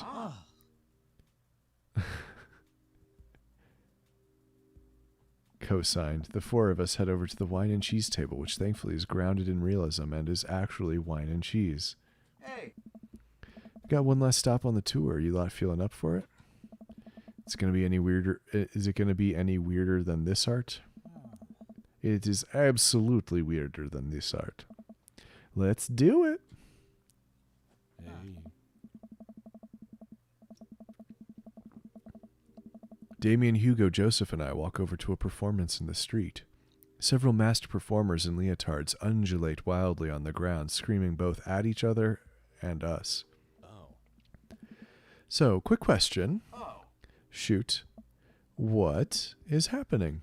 Yeah. I second this question. Performance art. What does it mean? Again, I pose the very same question to you, Mr. Deeth. I mean, I can't not. What do you think they're trying to say? I believe it is less about what they're trying to say and more about why they're saying it. I think there's something special about performance art. With almost every other form of art, music, painting, photography, the artist uses their medium as a conduit for their emotions. With performance art, the medium is the artist. It's the purest expression of raw human emotion. It's art as catharsis. That's beautiful, Damien. So what you're saying is, if I start making really loud fart noises right now, it's art as long as I, like, really mean it? How you've seen that piece before? I don't know which piece you're referring to specifically. I don't know how bad the the delay is right now. Damien fixes him with a hard stare. I was going to start making fart noises, but based on the look of your face, that joke isn't going to play well with this crowd. Wise. We watch the rest of the performance as earnestly as we can and clap politely after the dancers scream their way off stage. Phew, I think I'm all arted out. Agreed. We all decide to walk home together. Make our way back to the cul-de-sac. Tiny wine and tiny cheese sloshing around in my stomach.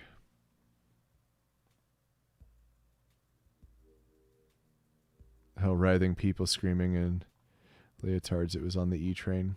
It's funny, it showed up on the screen, but it didn't show up in the chat on the side here. I think what I've learned tonight, and not just what I've learned about art, which was nice and extremely informative, but what I've learned tonight is that when you put a bunch of tiny wine and cheese together, it eventually becomes regular wine and regular cheese, followed by too much wine and too much cheese. Tiny cheese lulled me into a false sense of security. I felt safe with the tiny cheese. Wax wings too close to the sun. Cheese wings. These would melt in the sun too, and I feel like it's more appropriate imagery. Oh. Plus, it'd be delicious. A nice Emmentaler, possibly. Hey, if you guys were painters, what would you paint? I actually dabble in oils, mostly paint landscapes. I'm not very good, but it's a nice way to pass the time. Oh. I think I would focus on personal portraits of people in unique professions, like, for example, luchadors. I think I'd paint boats, seascapes, maybe some lighthouses, mostly boats. Really?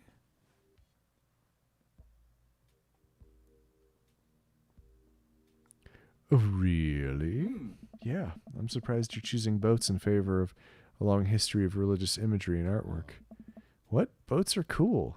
What about you, Corin? Hugo's like voice samples sound like they were recorded in a completely untreated room. There's a little bit of a room echo, I think. Food artistry, landscapes, tasteful nudes of the artist. Art is a money-making business. I know what sells. We finally get to the cul-de-sac. All right, boys. Good art. Good art. Agreed. Hey. See you guys around? Whether you want to or not, we're all neighbors after all. Head inside to deal with my inevitable cheese over. Always help a friend in need. Welcome. You've got dads. We've got dads.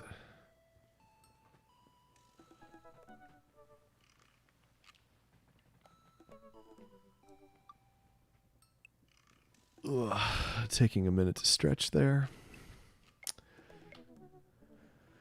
I think we're all in on Damien. I assume.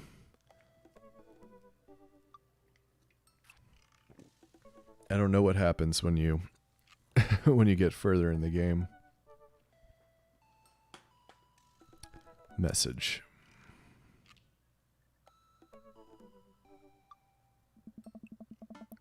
Had a lot of fun hanging out with Damien the other day. I wonder what he's up to.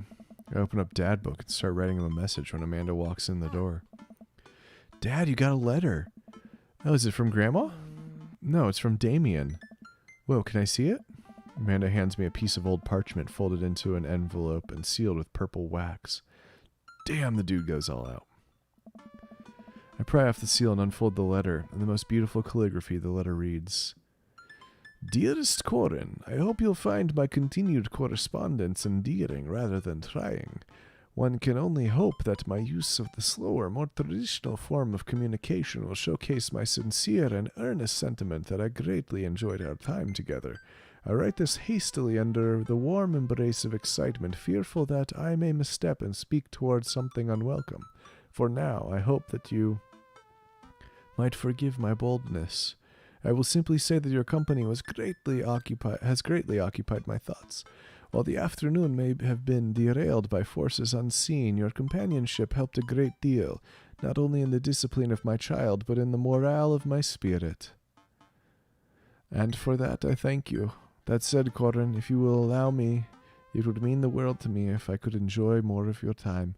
Perhaps a trip to the cinema, followed by a moonlit stroll, would be to your taste. I eagerly await your response. With great respect, D. Blood March.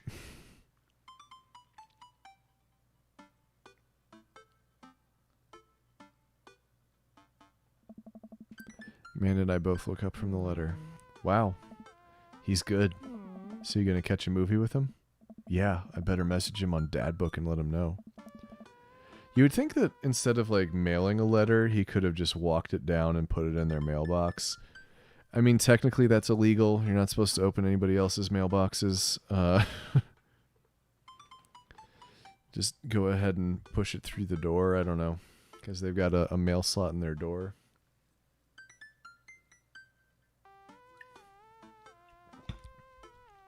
Amanda slaps my laptop shut. You have to write him back, a real letter. But my handwriting looks like two toddlers fighting over a crayon.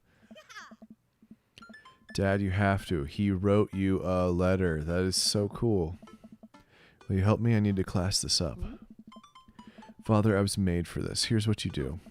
Find tickets to a show that you two will like, then enclose them in the letter. Oh, that's classy. Amanda and I hop onto my laptop and peruse showtimes. He doesn't seem like a romantic comedy kind of guy. Oh, here's one. Vampire Crusade 2? Evil Never Dies. I don't know, that sounds kind of stupid. Actually, it's a critically acclaimed exploration into the ennui of existence. It really turns the vampire trope on its head. Really?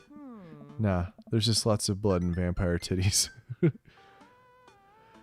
Vampire titties. Well, let's roll the dice. I purchase the tickets and print them out, then sit down at the table with Amanda to try drafting a nice letter. I start writing. Damien. Hey. Good morrow to you on this fine eve. I do hope that this letter finds you in good health. What's next? You remember when your son tried to cask of Amontillado that kid? I must confess my amateur control of the written word. Okay, we're trucking along. Let them know how you're feeling. That Ernest shit was pretty messed up. You find me in good spirits, for I felt very much the same after our last encounter. Ask him to hang out already. True art takes time, Amanda.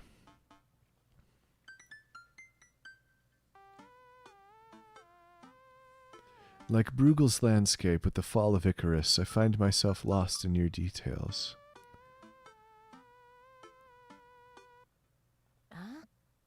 Dad, whoa. I saw it on TV. I'm not an actually intelligent person. Bring it home, Pops.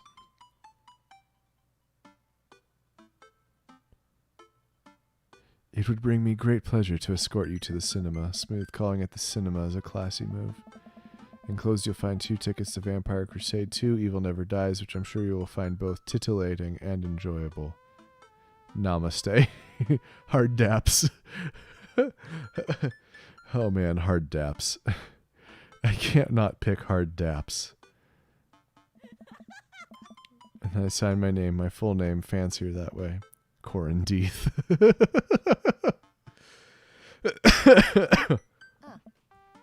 Is this okay?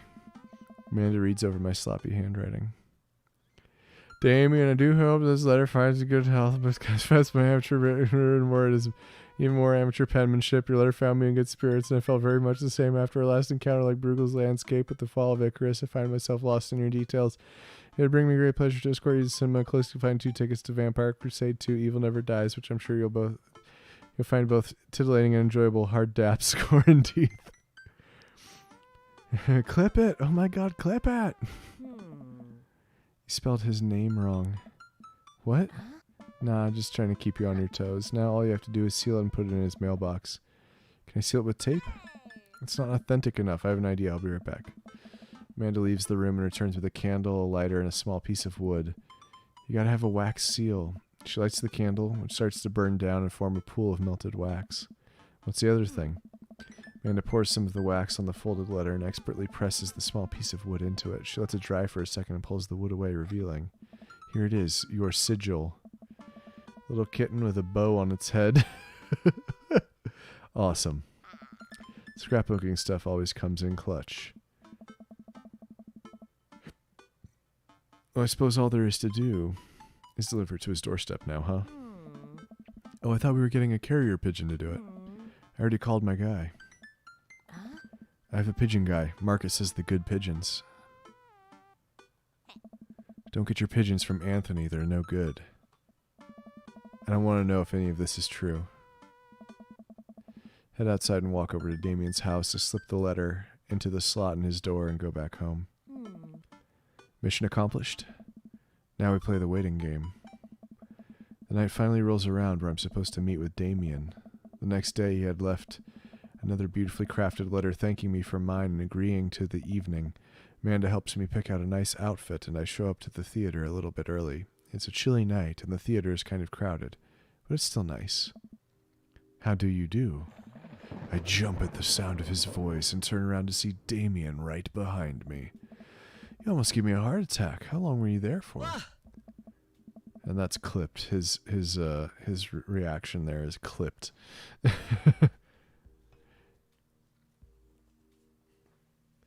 I don't know. I just walked up. My apologies for frightening you. Was that thunder? Is it going to rain soon? I didn't hear anything. What? What? What? Regardless, the hour grows close. Shall we take our seats in the cinema? I must thank you again for purchasing our tickets. Please allow me to repay the deed in Sour Patch Kids or perhaps Milk Duds. Let's do it.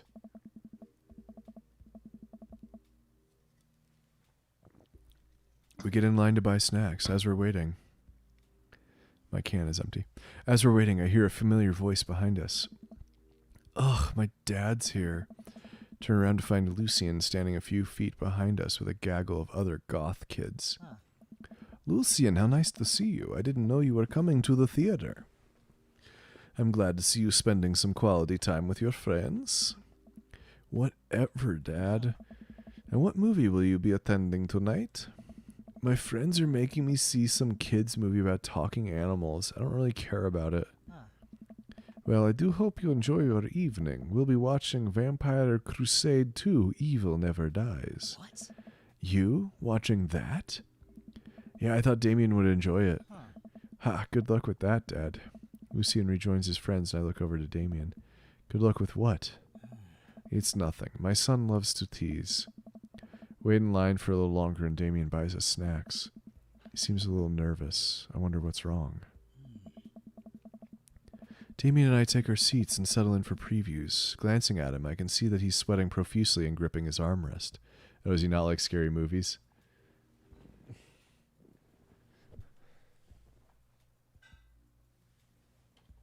Let's see. Is everything okay? Vampires, huh? The movie hasn't even started yet. Is everything okay? Everything is perfectly fine. I'm so excited for this film. I'm a devoted patron of the arts, especially the scary arts. The scarier the art, the better. Do you have a favorite horror movie? Of course I have a favorite horror movie. Mine is Halloween Town. Terrifying. Oh boy. Oh, interesting. That's odd. I don't seem to remember Halloween Town being that scary. I would have expected him to bring up some sort of strange foreign horror film that I'd never heard of.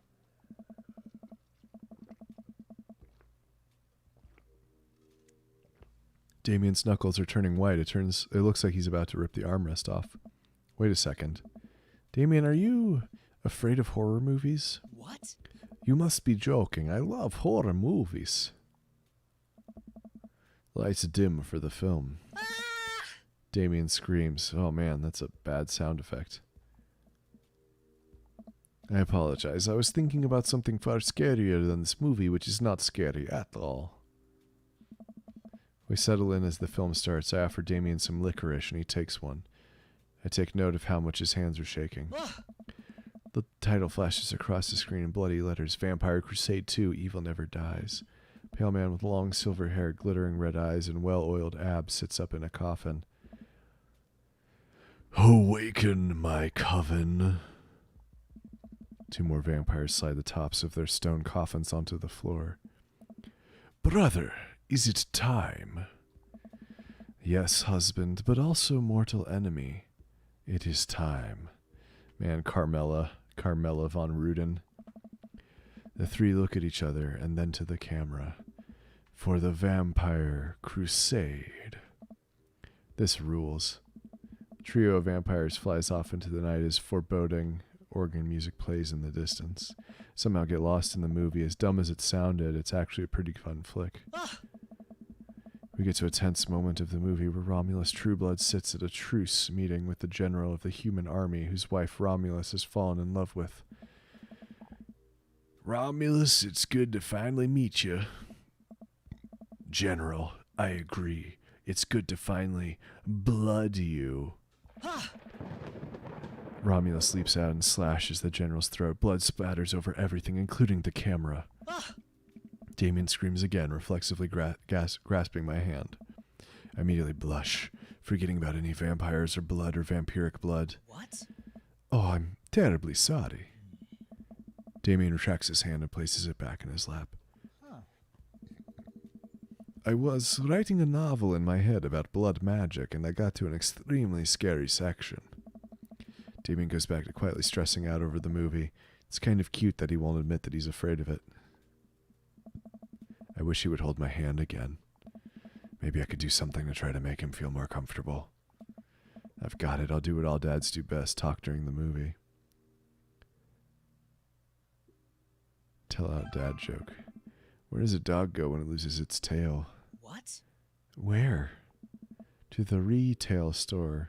I yell at that last bit a little too loud for a crowded movie theater, but I can see a smile form on Damien's face.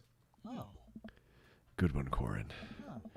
The rest of the movie goes by relatively smoothly with only a few whimpers from Damien. Maybe he would have liked the romantic comedy better.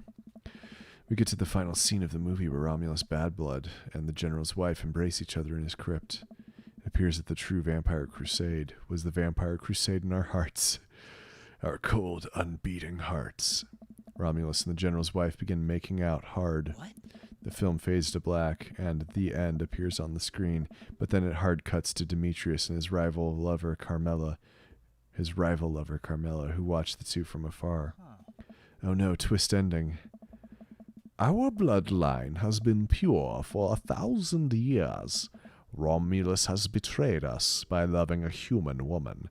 It will only be a short time before the next Vampire Crusade 3, evil must die again.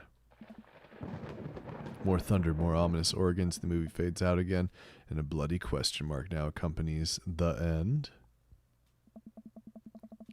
Damien and I walk out of the movie theater amidst throngs of chattering moviegoers. He's a little more pale than I remember, but otherwise he survived the encounter. He even seems kind of invigorated. What an interesting film. While the premise admittedly struck me as pedestrian, I was intrigued by its harrowing love story and great attention to detail in regards to vampiric lore. Yeah, it was pretty good. A lot more vampire titties than I thought there would be. Oh. Come, the night is young. Let us take a stroll.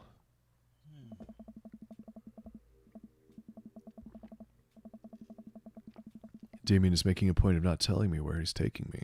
Still, I'm enjoying the walk and the cool night air. Being alone here with Damien is a lot better than being in a crowded theater. Lovely night, isn't it? As lovely as the company, yes. ... He thinks I'm lovely. Damn, okay, here comes the smooth response. Thanks, cool, or okay. No problem. Crushed it. We both stand there feeling a little awkward. I sure am one smooth operator. Are you getting a little hungry? We could maybe stop off and grab something to eat. Worry not, friend. I have a plan. We turn the corner and are greeted by the gates of a cemetery? What? Are we going in there? A little bit of Victorian flavor, Corin. Trust me. I'm a bit nervous, but Damien hasn't led me wrong yet. I follow his lead as we walk into the cemetery. Statues of angels stare down at us as we follow a path through the faded tombstones. As we crest a small hill, we get a beautiful view of the city. The night lights sparkle around us. I gotta hand it to him for being... I wasn't sure if there were words to the song. I gotta hand it to him for being in a ceremony. Made it all the way through my beer. I gotta hand it to him for being in a cemetery. This is strangely romantic. Picnicking in graveyards is an old Victorian tradition, an appropriate finish to an evening after a vampire movie, wouldn't you say? With a flourish, Damien produces a blanket and a picnic basket. Wait, where were you hiding that? Under my cloak? Oh, right. Damien unfolds the blanket, and we both sit down, gazing out at the city lights. He produces a bottle of red wine and a fine selection of cheeses. In the Victorian era, there were no public art galleries, parks, or botanical gardens to speak of. Once rural graveyards became a more popular popular alternative to church burials. They became the only place that people could see beautiful plant life and fine sculptures. That makes sense. This is pretty nice. I have a question, though. How are you so okay with being in a graveyard, but you had trouble handling a scary movie? I wasn't. He sighs deeply. Okay, yes, I was extremely scared by that movie, but I was not writing a book about blood magic in my head. I just have never been good at those. I just feel as if, because of how I look and act, people expect me to love horror films, so I must play the part. Truth be told, I don't know if I have the constitution for them at times. Damien, I'm so sorry. If I'd known, I would have suggested another movie. It's quite alright. I actually did find myself enjoying this one thanks to your help. Graveyards, however, I think there's something rather beautiful about death. Cemeteries are traditionally built away from cities, away from the realm of the living, and it keeps us rather separated from it. To acknowledge death and become comfortable with it, I think gives us a certain intimate knowledge of ourselves. To sit amongst generations of those who came before us, to be truly alive in the midst of so much death, brings me great comfort. Death helps me appreciate life, to savor every second. We sit and enjoy our food and wine. I don't feel scared anymore. Never thought I'd be comfortable sitting alone in a graveyard at night, but I actually feel very peaceful. Suddenly, it doesn't seem like we're alone. Off in the distance, I see a shadowy figure in the trees. What is that? I'm not sure. It noticed us. I'm paralyzed with fear as it begins lumbering towards us. It takes shape, taking more animal form, more feral. I look to Damien for help, but he's just as afraid and transfixed as I am. I want to scream, but it's stuck in my throat. The creature is getting closer, moving faster. Woof. Oh. It eats a dog. As if it finally comes into the light, the friendliest, dumbest little Boston Terrier I've ever seen pulls its owner towards us. The dog trots over to Damien and sniffs at his hands. Damien looks ecstatic. He ruffles the dog's fur happily. What a beautiful dog. Hi. We both look up, not expecting to see Robert. Thanks. Oh, so he doesn't have a pit bull. Robert, what are you doing out here on this lovely evening? Hunting cryptids. What? What? I didn't know you had a dog. This isn't my dog. I found her wandering in the street. I put a leash on her, and now we're walking around this graveyard together. Hunting cryptids. God, this guy's so full of shit. Damien and I share a look. May I give her a treat? Sure. Wouldn't give her cheese, though. Not to worry. Damien reaches into the depths of his cloak and procures a small dog treat. What else is he keeping in there? Dog laps up the treat and crunches away, tail wagging furiously. Damien continues to smooth down her fur. Thanks. My absolute pleasure. Damien shakes the dog's paw. Lovely to meet you, my friend. May our paths cross again. Robert and his dog disappear into the darkness again. Damien stares after them. I didn't know you liked dogs. Victorians love dogs, actually. Most Victorian women of high fashion would always be accompanied by a small dog, such as a terrier or a Maltese. I think big dogs are nice, too. Yeah, man, dogs are cool. I do believe we've had enough excitement for one night. What say we make our way home? Damien hops to his feet and extends a hand to help me up. I gladly take it, as my knees aren't what they used to be. Packs up his picnic basket and leads us out of the graveyard.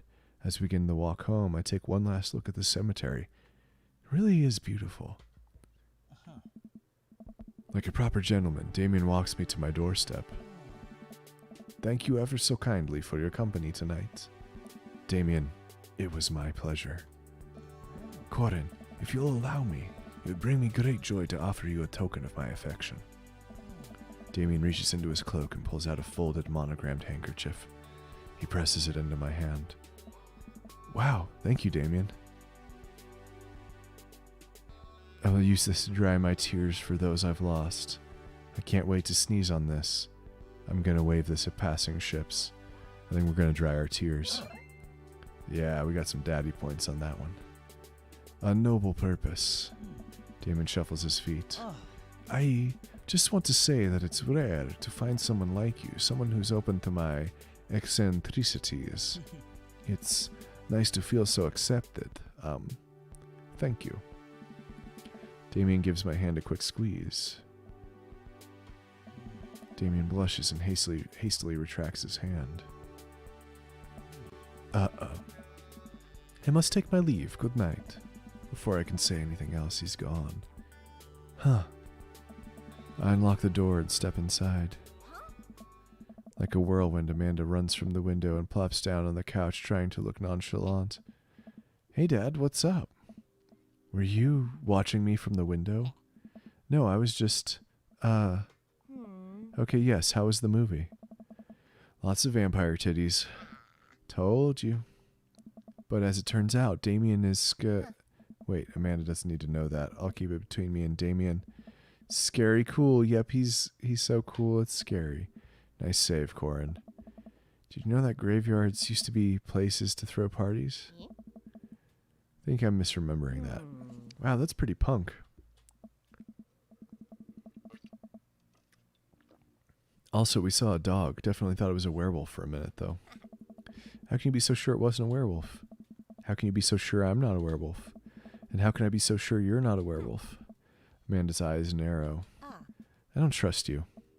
Nor I you. We make intense, wary eye contact for a second. Anyway, I'm calling it for the night. Don't stay up too late, will ya? I'll try not to howl at the moon past midnight.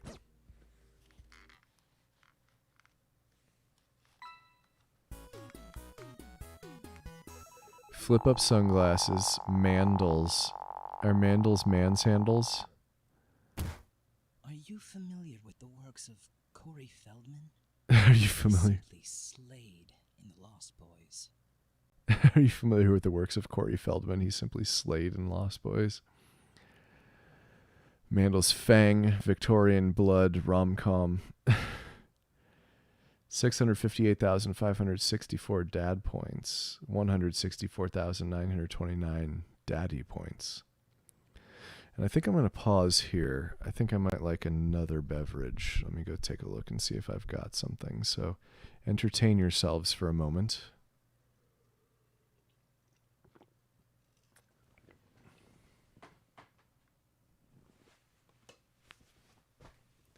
And if you're watching this after the live stream, you can just skip ahead, I guess.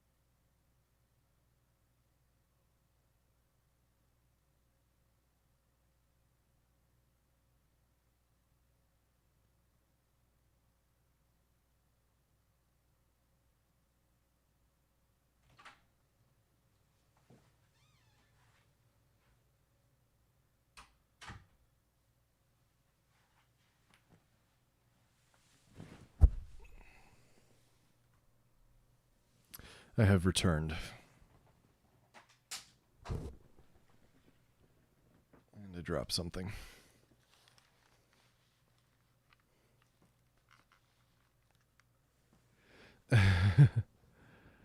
Let's see, what did dad and daddy points even do? I don't know the answer to that yet. I am learning with all of you that haven't played this a million times already.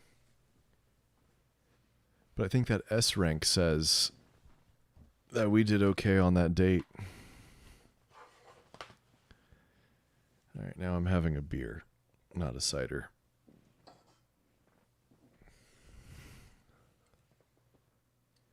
Welcome back. Yet a minor mutiny. What happened?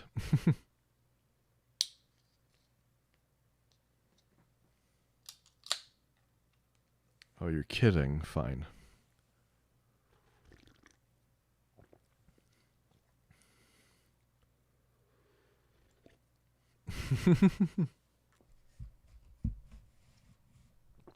Wheat juice. It's actually barley juice. Unless it's a wheat ale. I'm sure you needed that delineation. Yeah.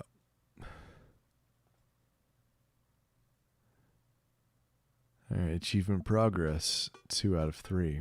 Well, it's been a long day. I'm just about ready to pack it in. After a few bites of ice cream from the freezer, I turn off all the lights and walk down the hall to my room. Wonder if Amanda's still awake. That kid needs some sleep. As I pass her room, I can hear a faint sound, but I can't quite make out what it is. I get a little closer. Is she crying? I knock gently on the door. Hey, Amanda? Crying immediately stops. Not right now. Her voice sounds strange. She sniffles.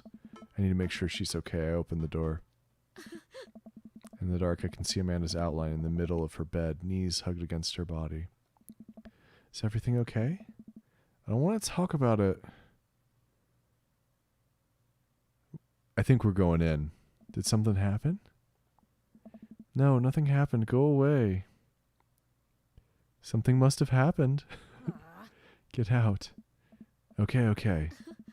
Quickly leave her room and shut the door behind me. Once the door closes, I can hear her crying again. Wow.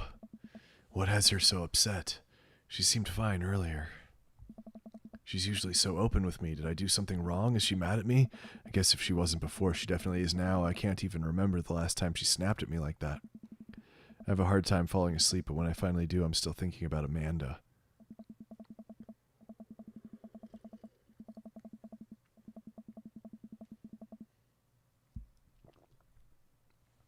After a long night of very little sleep, I roll out of bed and make myself a pot of coffee.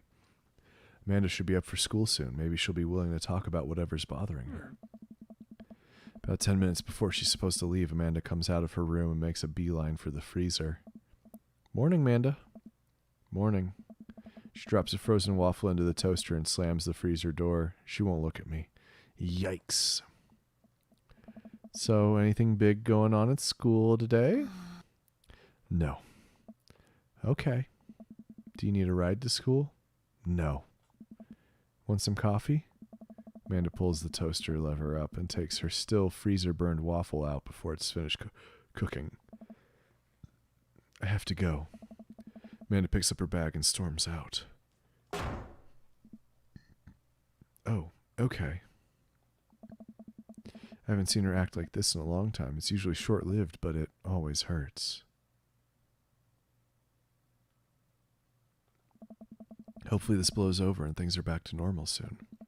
I sit back at the kitchen table and look at a picture of Amanda I hang on the wall. In it, I'm teaching her to ride a bike. Her face is a mixture of excitement and pure, unadulterated fear. I remember how determined she was. Every time she would fall off and scrape her knees, she would get up and try it again. Finally, I had to stop her because she was bleeding everywhere. Then she started to cry because she didn't think she needed bandages and wanted to keep trying. As I put the bike away, she just stood in the middle of the street and screamed. Then I took her for ice cream, and it was like nothing even happened. After giving it a bit of thought, I decide that if I force her to talk about it, I'm only going to make things worse, but I have an idea. I start rummaging around for ingredients. Hear Amanda walk in the door. Instead of heading for the kitchen like she usually does, she makes a beeline to her room. She's clearly trying to avoid me.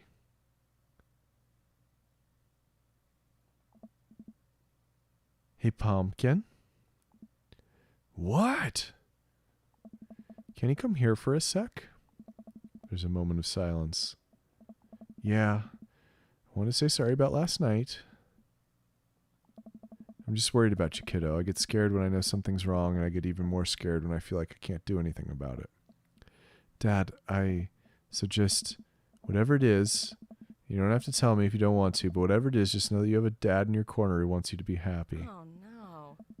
Honey, You know, I'm bad with words. I was hoping I could speak a language we both understand.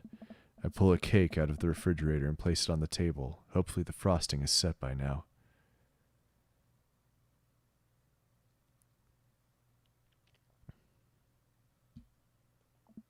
Ta-da! Dad. Took me a really long time because I ran out of red frosting somewhere around sad and had to start over and... What does it say? Sorry you're sad, but I support you 100%. This is beautiful. It's strawberry. Amanda gives me a big ol' hug. I grab some plates and forks and serve us up some delicious cake. So it's really stupid. What is? This whole thing, I know I've been really weird lately and there's just...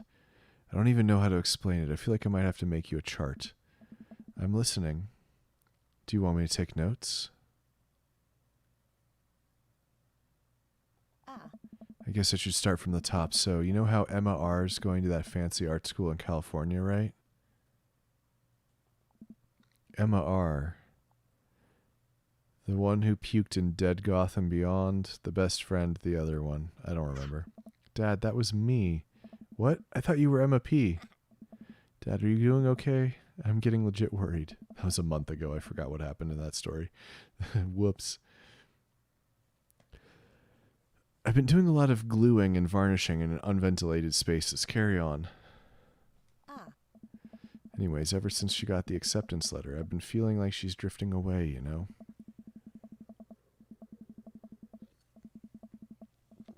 And she's been spending a lot more time with Grace and Emma P.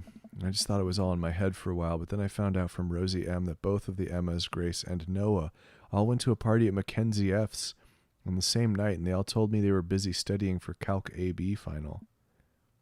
Yikes.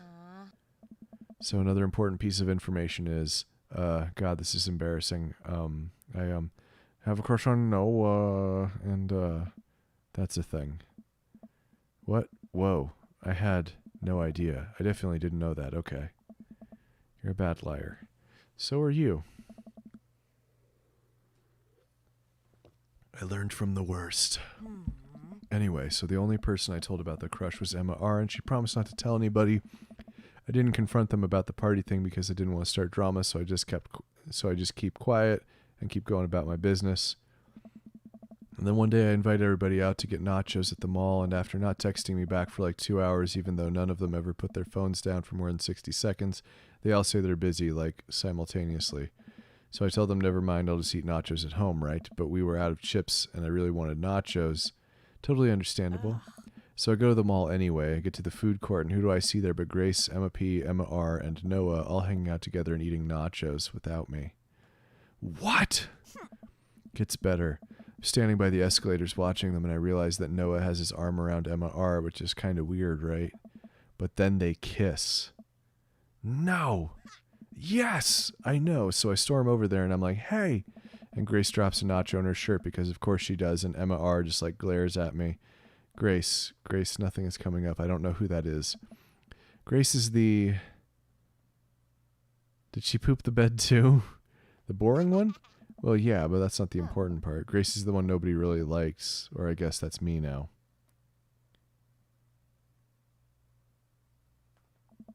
But anyway, nobody will say anything, and I'm just like, you guys suck, which I realize is not the most eloquent thing to say, but I was very angry and really embarrassed, and I just wanted to get out of there.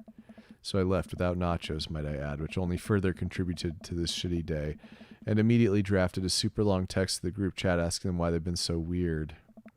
And I wrote another one to Emma R. asking how long the Noah thing's been going on, and sorry, no, that's a lot. You still following? What did Emma R. say? Okay. Get a load of this. Emma R. says, you know what? Let me just read it to you. Amanda pulls out her phone and reads word for word an arduously long string of text messages. Can you believe that? I cannot believe that. I care so much about Amanda's social life and mental well-being, but man, do I not understand what she's talking about. This is all beyond me, but I am trying my hardest to be supportive. They were dating in secret for like months, so I told her that she's being a really terrible friend, and she's like, well, if you think I'm so terrible, then just stop being my friend. And I was like, okay, and then she left me on red. And then, wait, left me on red, what's that? Oh, like she saw my message and didn't reply, and I know because there are read receipts. I don't know what read receipts are, but I'm just going to nod and pretend I understand. Gotcha. So while this is all happening, I'm talking to Emma P about how mad I am because she's at least being kind of reasonable, and I'm venting to her about how pissed I am at everybody and stuff.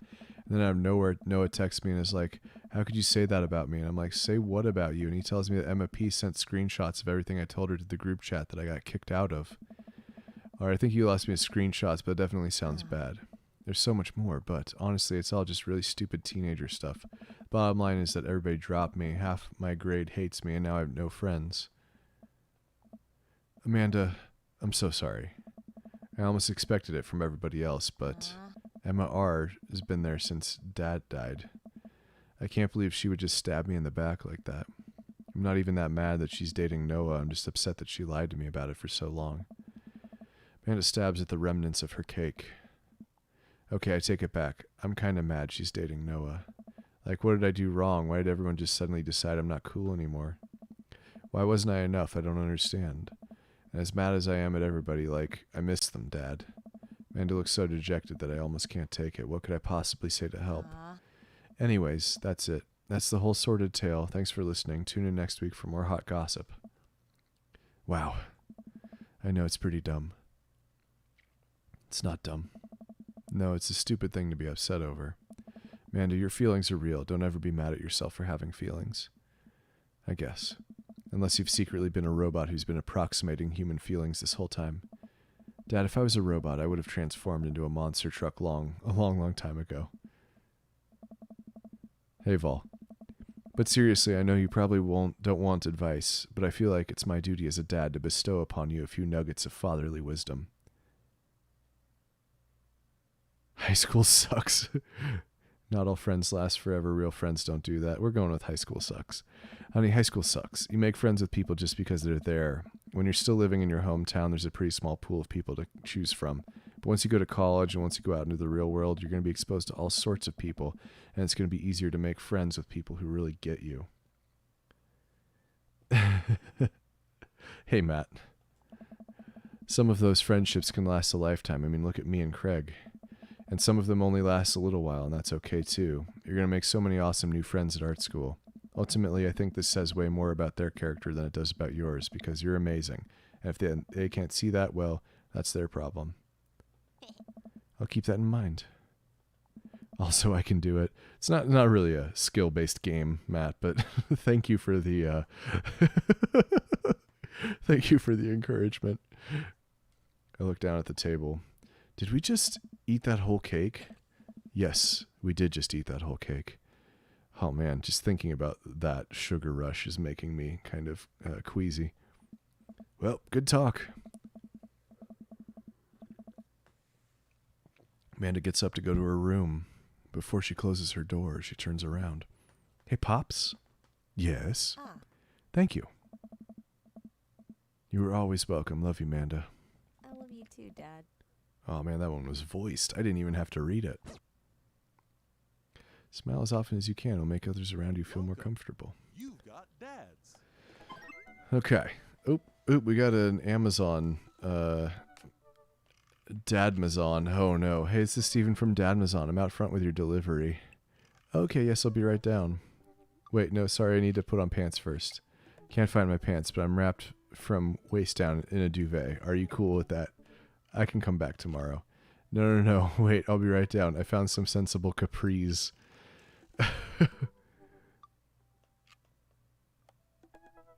Oh yeah, the gargoyle puzzle was pretty difficult. I think I was just overthinking it. If life gives you lemons, parsley, onions, and eggs. I missed the last half again. Okay. Ooh, I got a package. Wonder what it is. Oh, I bet it's a package of socks I ordered. I open up the box and start pulling the packing peanuts out. Man, these socks reek. Okay, that's definitely not socks. It's butterflies? Oh boy, I almost don't even want to know what Amanda was planning on doing with these. Hey Amanda, your box of dead butterflies is here. What's up? Are you sacrificing them? What?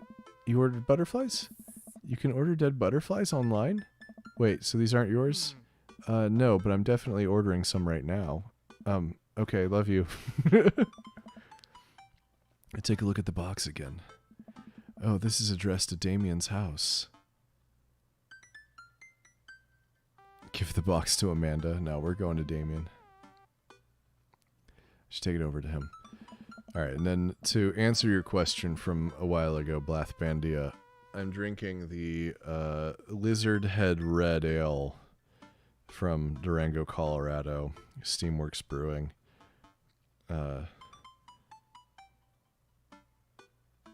It's pretty solid.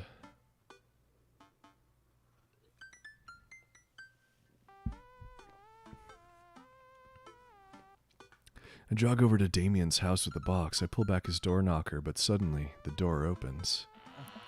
Fellas, you ever pull back your friend's door knocker? Mr. Deeth, to what do I owe the pleasure?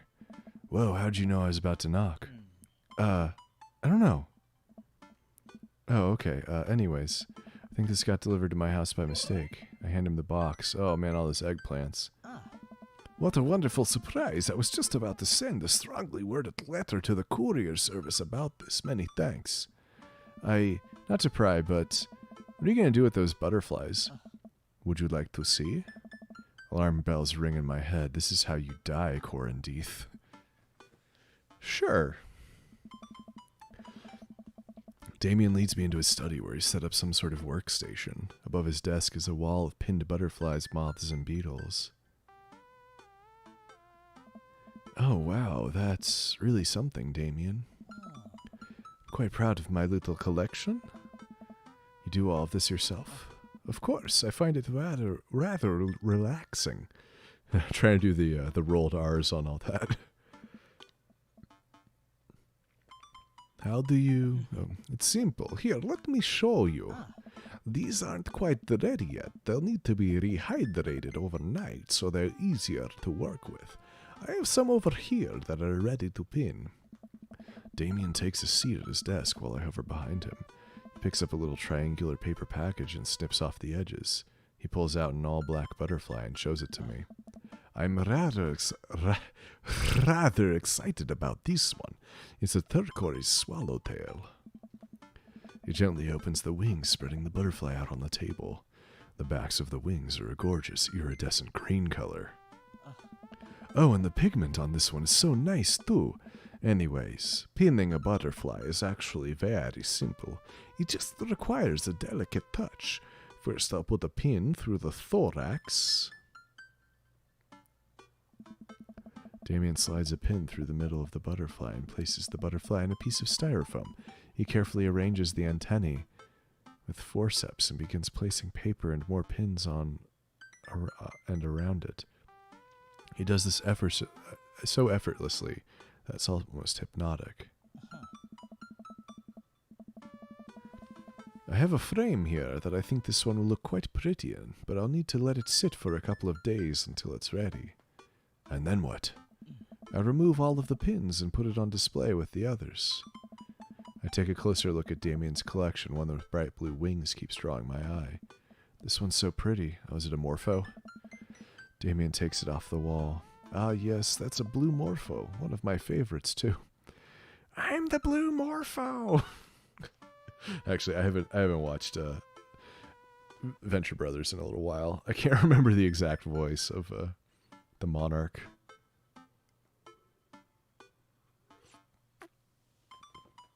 I think that just gets bundled into my shitty David Lynch impression. I'm the blue morpho!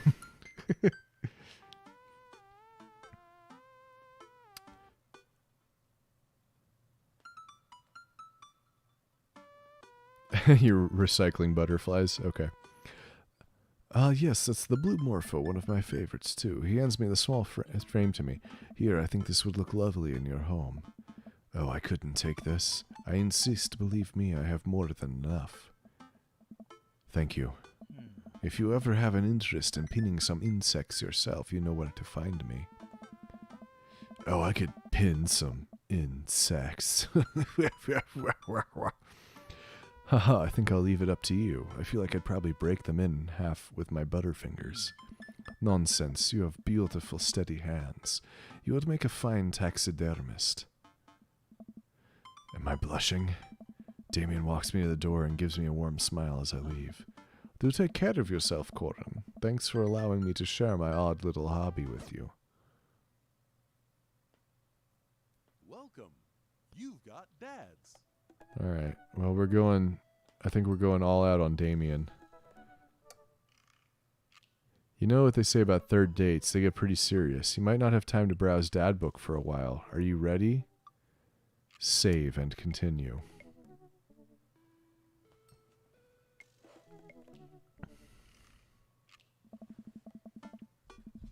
Ever since we had that picnic in the graveyard, Damien and I have been spending a lot of time together. We go on nighttime strolls pretty regularly. He was so impressed with the first letter I wrote him that he insisted we only communicate by post instead of through dad book. I initially protested, but he gave me one of his old signet rings to use as a seal for my letters, and I just couldn't say no.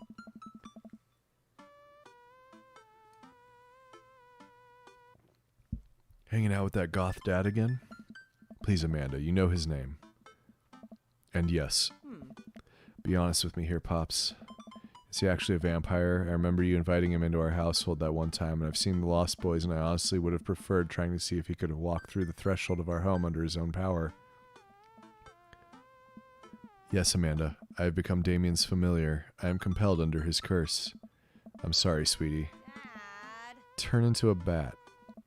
I don't think... Aw. What's the point of being a vampire if you can't turn into a bat?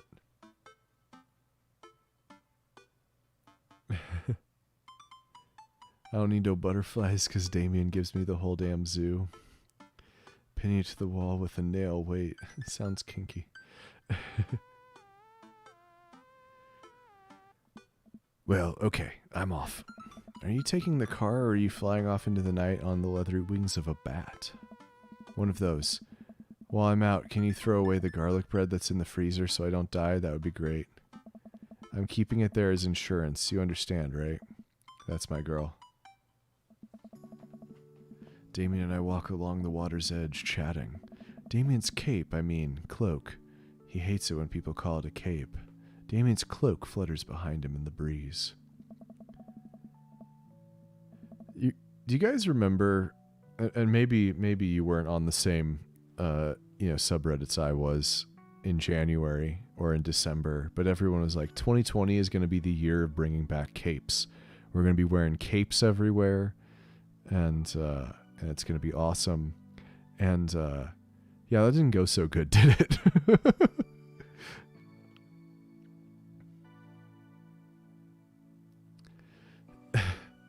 I really just want to shout out 2020 for being ballsy enough to ruin all of the 2020 as hindsight jokes. Like, we're not going to want to look back on 2020 at all.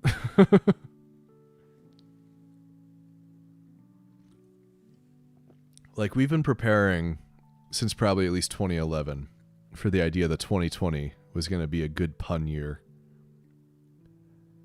And then 2020 was like, what if I'm not funny?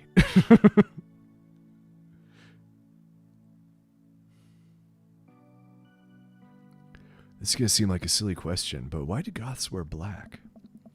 Gothic subculture has always been associated with death, so it would make sense that the style surrounding it would be greatly influenced by mourning.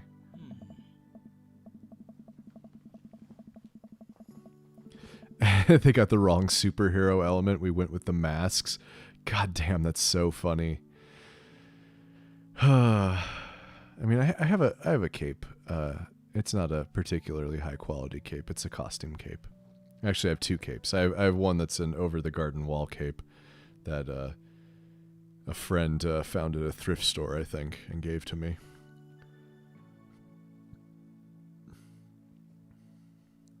But I don't know if capes can have pockets. Man, I gotta go. Actually, hold on. I'm gonna take a quick detour here on this very important Damien line. And I want to look at whether the cape revolution is still a thing on here.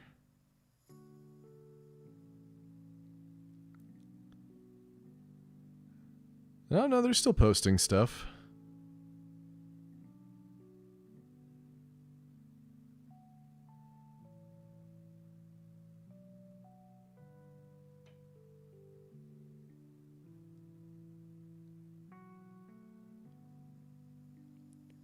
It looks like, I don't know, there's a couple of posts every couple of days. It's a lot of people shopping online to soothe their COVID anxiety. Looking at really, really fancy capes.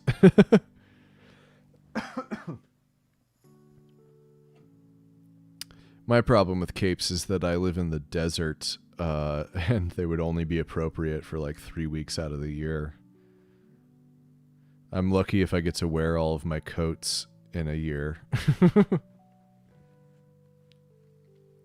Interestingly enough, though, was that in the Victorian era, Queen Victoria herself mourned the death of her late husband for 10 whole years, wearing black for the rest of her life. If that's not goth, I don't know what is. Oh, Albert. There are so many statues to that guy. No one will ever love me as much as Queen Victoria loved Albert. I have another question. Go ahead. How are you so comfortable with death? You mentioned in the graveyard that it helps you appreciate your life or something. I've experienced several losses over the course of my life, and I truly believe the only manageable way to cope with it is to accept that death is simply a part of living. It's the single universal truth for every human who has ever lived. I am going to die. You are going to die. And life carries on without us. Doesn't that make you feel scared? Not at all. Without the advances of modern science, death was everywhere in the Victorian era, and yet funerals were major social functions. I say 90% of your Victorian era knowledge is from Victoriosity. That program doesn't have any business being as good as it is. They are just, those two are so talented. I got to meet them in London and in Oxford, and God, that show's so good. I you know what? I don't think I've listened to the full second season, but I should probably do that. It's just good. Victorians were obsessed with mementos of their loved ones, even going so far as to take elaborately staged photographs of their dead relatives. The minutiae of mourning was so complex that there were set periods of grieving that were deemed acceptable based on who in your life had passed. Now we don't have any of that. If you lose someone, you end up feeling lost yourself because we have no modern equivalent of those formalities.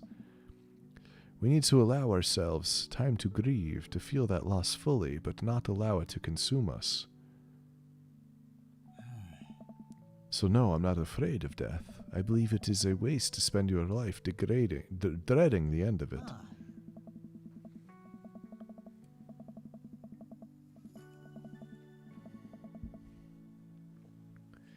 The time we have here is brief and fleeting and occasionally cruel, but I think it is at all times precious. To stare death in the face and live despite that, I think is a noble existence.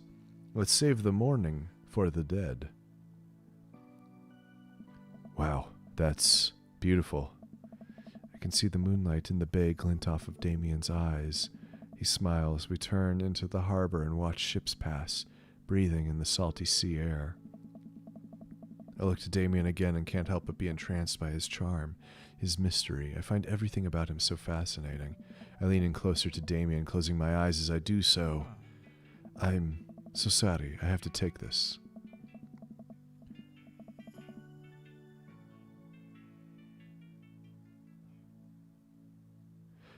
Damien is best waifu.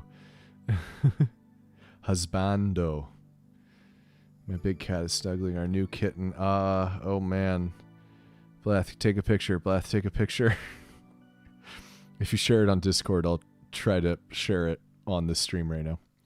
Damien steps away from me to answer his phone. Oh no, I hope it isn't Lucian again. They're grooming each other. Oh man, you have to wait 30 seconds to hear me to ask you to take a picture. All right. After speaking in hushed tones for a few moments, Damien returns to me. Everything okay? What? There's an emergency. Lucian? No, thankfully, but I must take my leave. Oh, okay. Is there anything I can do to help? Dads do have to stick together, right? You know it. Then come, there isn't time to waste. And they're over it. After a short drive in silence, we arrive at a rundown building on the outskirts of town. Where are we? It's better if I just show you. I push the surprisingly heavy door open and find myself in a dimly lit waiting room. A few rickety chairs line the walls, and there doesn't seem to be anyone behind the front desk. There are a few paintings and pictures on the wall, but they're so nondescript I'm still unsure of what kind of place this even is. Wait here for a moment. I'll be right back. Damien walks off down a corridor, his boot heels echoing through the halls of this seemingly empty building. Distant howls echo from some place I can't see as there's faint scratching sound like claws on tile. I cautiously peek down the hall and find stall after stall of scared-looking dogs. A few of them notice me and skitter up to the chain-link fence, sticking their noses through to sniff at the air. What have I gotten myself into? Suddenly the lights shut off. I panic, unsure of where I am or how I can get out. I stumble through the darkness, my breathing getting heavier and heavier. Like, bruh, you don't have your flashlight in your pocket? Like, what are you doing? What are you doing? Damien? The lights finally turn back on. Hey, sailor. Oh my god. Mary. Mary, what are you doing here? You aren't here for the fight club? I don't want to get punched in the face.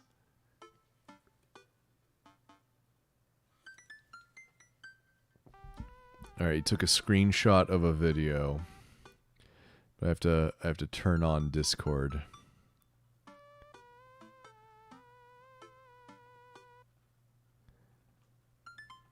And then let's see, I gotta do a web source capture. Browser source, that's what I mean. And of course it immediately shows up over the top of things because I'm not in studio mode. And I have been drinking, so cancel. All right, let's undo that. No, there we go.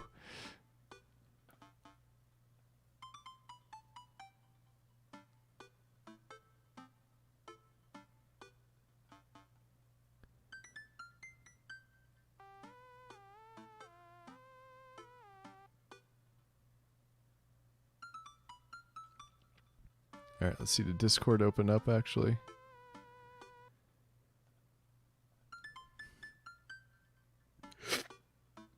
All right, we'll keep playing the game for a minute. I don't want to get punched in the face. Great, because this is an animal shelter. Oh, what? We take care of stray animals and then people adopt the stray animals. Didn't you see the pets when you walked in? Oh, sorry, I didn't expect to see you volunteering at an animal shelter. Wow.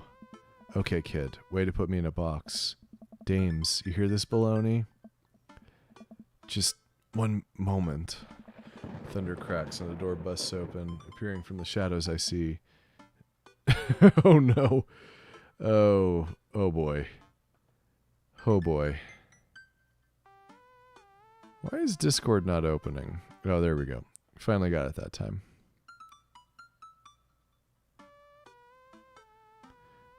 Damien? Hey, it's Damien. He looks completely different. No cloak, no Victorian era clothing, no makeup. I wasn't planning to share this side of me until much later, but I'm not as goth as you think. I'm a systems administrator for the IT department of a realty company. Shout out to all the IT goths, because I'm guessing that's a ton of goths out there. Okay, is it the animals to... Yeah, animals 2. There we go. Okay. Let's view the image. We're going to open the original, which is going to open a web browser.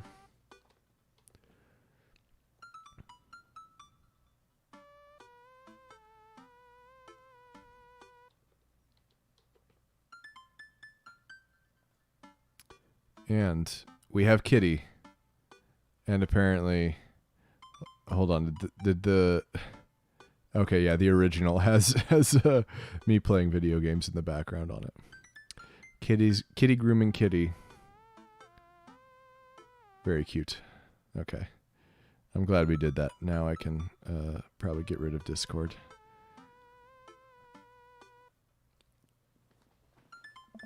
I wear tennis shoes to work, and I listen to Bruce Springsteen. Should I give him a different voice now? I don't know. I wear tennis shoes into work, and I listen to Bruce Springsteen. I enjoy going to the hardware store and looking at storage solutions, and I volunteer at this animal shelter in my spare time. I'm boring. I'm fascinated with Victorian history and the goth lifestyle. That much is true. It's just not all that I am, and I need you to know that. Oh, I hate to kill the moment here, but there's some pressing business that needs attending to. Oh my. Oh, right. It's Duchess Cordelia. Again? Who's Duchess Cordelia? She's one of the pups. Gets out all the time. She's somehow learned how to open doors, and now she's unstoppable. When did she get out? This morning. I went to go sing sea shanties to the cats. When I came back, she had already bolted. I have to stay here with the pets, so I need you to go and find her. Of course. Where could she be? She always ends up running off to the same places. Here, let me draw you a map. Mary starts scribbling on the back of a pet adoption form. She's very smart, ruthless even. You need to stay on your toes and get her back by sundown, or else she turns into a werewolf and starts eating people. What? You're a perfect little peach, Corin. Mary, who hurt you? Who hurt you? We just don't want her to be stuck outside when it's cold. Oh. I'll grab some treats and we can hit the road. Damien and I look over the map Mary created for us.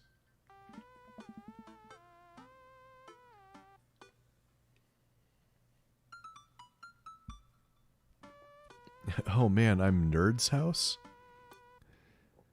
Mario Batali, Kale, Coffee Dad, Nerd's house, Mary's sick pad, Smalls, Dames. Or is that a Thorn? Is that Thames? I don't know. Other Nerd's house. So this one's the Matt. And this one is the friend from college. Is this one Robert? So this is Joseph and Mary's. I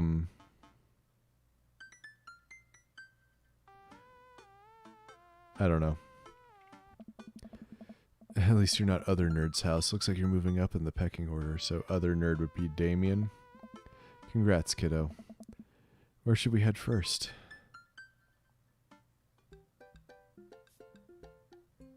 And there's Coffee Spoon, Softball Field, Aquarium, Shelter. Oh man, they actually have like the coast right there. The ocean or whatever. Shit.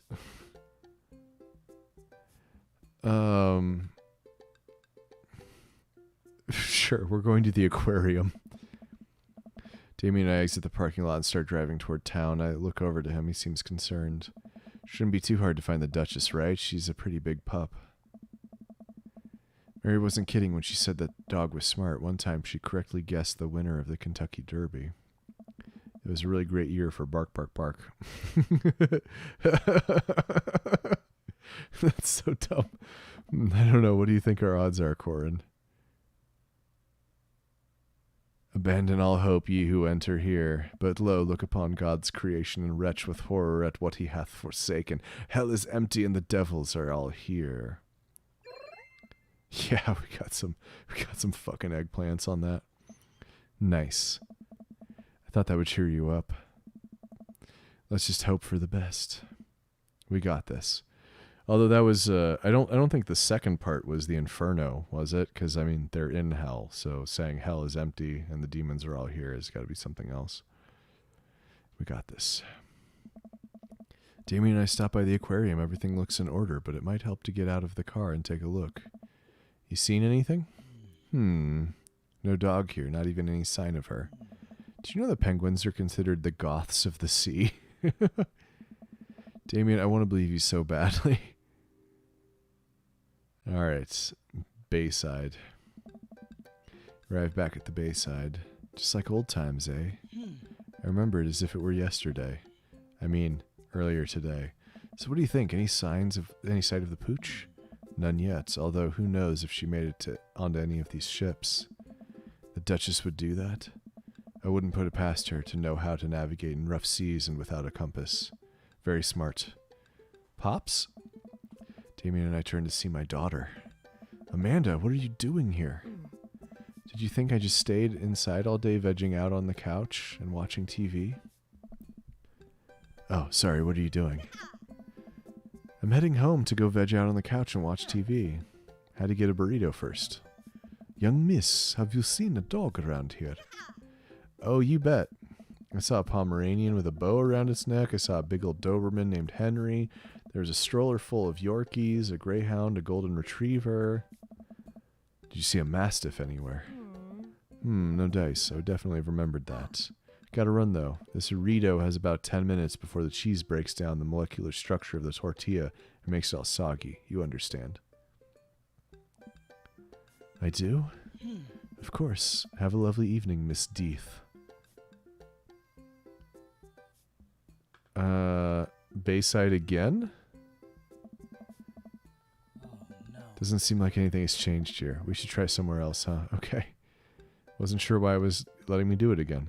Softball field.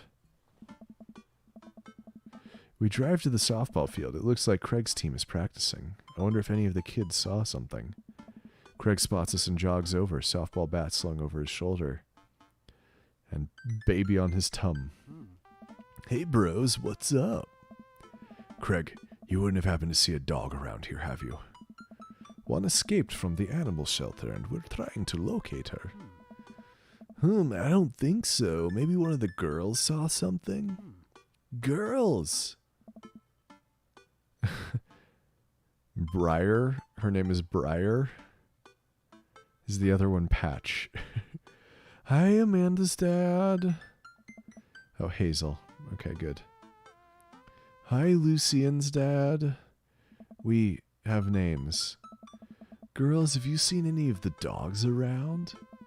There's a big dog here earlier. She ran off a while ago, though.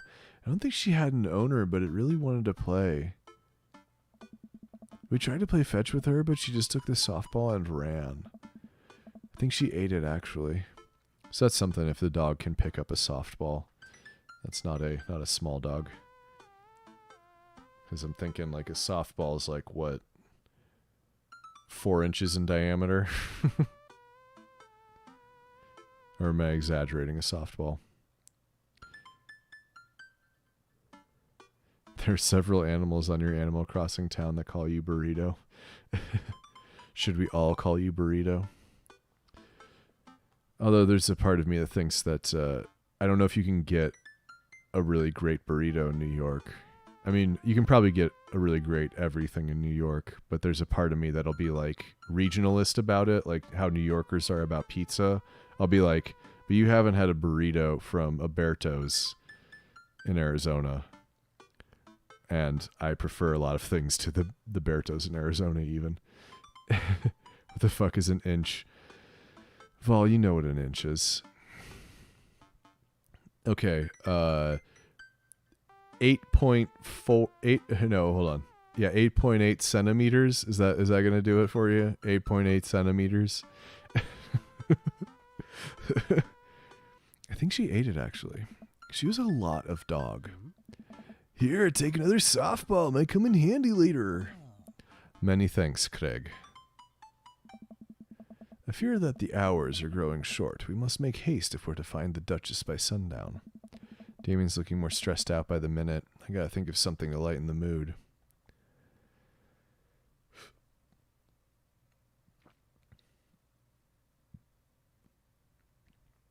What kind of a dog does a vampire have? Knock, knock. How many goths does it take to screw in a light bulb? I would imagine it would be unwise for a vampire to take up the company of a smaller mammal for the means of companionship. It would be too tempting to... A bloodhound. I was going to say a bloodhound, Damien. Oh, he didn't like that. He fucking hated that. Oh, yes, haha. Oh, we got downgraded from an S to an A right there. Jeez, I keep reading Damien's directions from the map as we drive around town. Coffee spoon.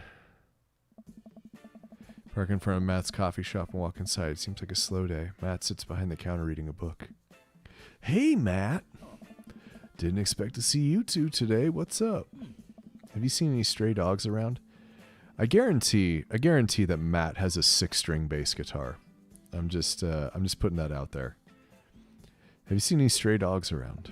Can't say I have. If you're looking for one, can you describe them to me? Enormous. That pretty well covers it. Cool. I find stray dogs digging for food scraps in the alley out back sometimes. I'll be sure to keep an eye out. Head back to the car. So let's see. They did see the dog by the softball field. But we've already done the aquarium and the coffee spoon now. So I guess we gotta go to the cul-de-sac.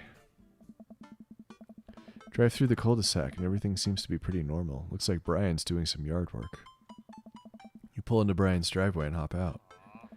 Hey, don't step on the grass. I just mowed. Have you seen any unusual activity in the area today? Aside from your underwatered lawn? God damn this guy. How dare you? I take my lawn care very seriously. Corin, please. You haven't seen a dog run through here, have you? Well, a few hours ago I heard Maxwell barking at something when I came outside my garden. It had been torn to shreds. It's going to take forever to retill the soil. That could be our dog, or a rather feisty raccoon. Whatever it was, it must have been hungry. Ate all of my tomatoes. I'm very sorry to hear about your garden. If you need assistance restoring it is to its former glory, please don't hesitate to contact me. Will do, buddy. Good luck finding that dog. She's probably still hungry. I wonder if she's looking for more food elsewhere. I fear the night draws closer and closer with every passing breath. We must find the Duchess soon. He's a dad's dad. This is serious. I hope we find her.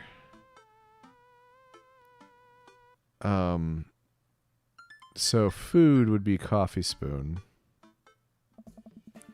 Back inside the coffee spoon. Hey, Matt.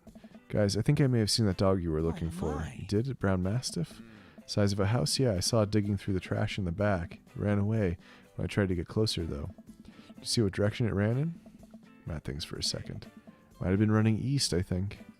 That pup tore through 3 pans of old Right Said banana bread. Want to take some for the road just in case? Sure thing. Matt packages up a slice. Thanks for the slice. The road slice. This Right Said banana bread is going to be so good. I think he meant to give it to you for the dog. Right, I meant it's going to be so good for the dog to eat. I feel like we're on the right track. You think? If we keep this up, we'll find the Duchess in no time. Hey, if you like dogs so much, why don't you have any? Lucian is severely allergic. I wouldn't put him through that. But there are still dogs in my life, so for that I am grateful. There's about to be one more dog in your life, buddy. Splendid attitude. Let us not waste any more time. Verily. Shit, I forgot what he said. I'm guessing softball field. Any sign of her? I don't think so. Wait, maybe. Never mind, it's just a kid taking a nap in the outfield. I think the dog went back already. Oh no, I fucked up.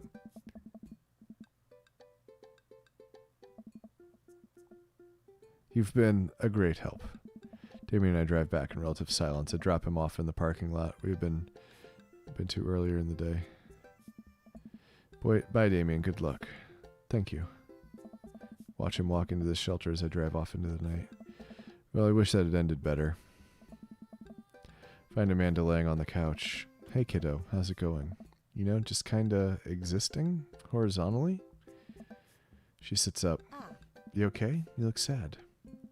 I'll be fine. It's been a long day. Want to watch something stupid on TV? I always do. Amanda and I cozy up on the couch and turn on an episode of Meat Hell. I've seen 1,000 times. You know, that might have been a bummer, but at least I know Amanda's always here for me. And so is the Food Channel. Got them. You probably... Oh man, I failed this one, didn't I? Oof.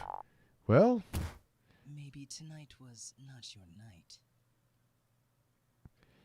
Got 384 dad points, but 395,292 daddy points.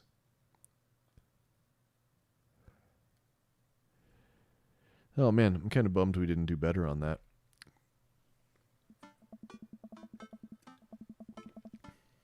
Ooh, I think I finally have everything set up. Amanda should be here any minute now. I think it's her car in the driveway. Okay, gotta act natural. Wait, did we fast forward in time? Be cool, Corin, be cool. Amanda walks through the door with a suspicious look on her face. Hey, Dad. Off to a good start. Something fishy? Rats. Sorry, sweetie, it's the feds. That life of crime is finally catching up to you. I try to send them in a different direction, but even I'm no match for the power and funding of the U.S. government. Well, if they think they're going to take me alive, they got another thing coming. You're kidding, I'm right. Or you're right, I have a little surprise for you. Yeah, I can tell you're very bad at lying. Amanda, my dear, would you care to join me in the kitchen? Father, it would fulfill my heart with glee. I lead Amanda over to the kitchen table where a present lies covered under a tablecloth. It's nothing special, but I wanted to get you a little something. You graduated high school last week, and I know you told me not to make a big deal about it, but... Aw, Dad, you... I dramatically whip the cloth off of the table. Amanda's jaw drops. No way! I figure you probably won't be able to get cable in the dorm, so I thought it might be nice to take a piece of home with you. A DVD box set of Long Haul Paranormal Ice Road Ghost Truckers. This is all 19 seasons. And bonus material, including commentary with actual ghosts featured on the show. Dad, I love this, thank you. She gives me a big hug. I'm glad you like it. Hey, you want to hang out with me in the backyard for a bit? Toss the old pigskin or something? Totally. I follow Amanda to the back door. What? You told me not to make a big deal, but you seem to have forgotten that my entire mission in life is to make a big deal out of your accomplishments. So consider this your graduation party surprise. With all of the dads in the neighborhood. Dad, everyone is here. Primarily the dads. Well, yeah, everyone wanted to come and support you. Is that a mac and cheese bar? Sure is. Fully customizable down to the type of mac. And there's an ice cream cake, the good kind with the crunchies in the middle. Yes. I don't know what to say. Don't say anything. Just go have fun with your pals, all right? I'm so proud of you, Amanda. Amanda smiles and runs to her friends.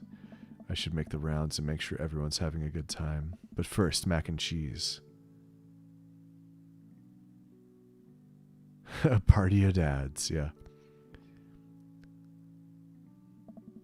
I walk over to Mary, who's having a lively conversation with Amanda.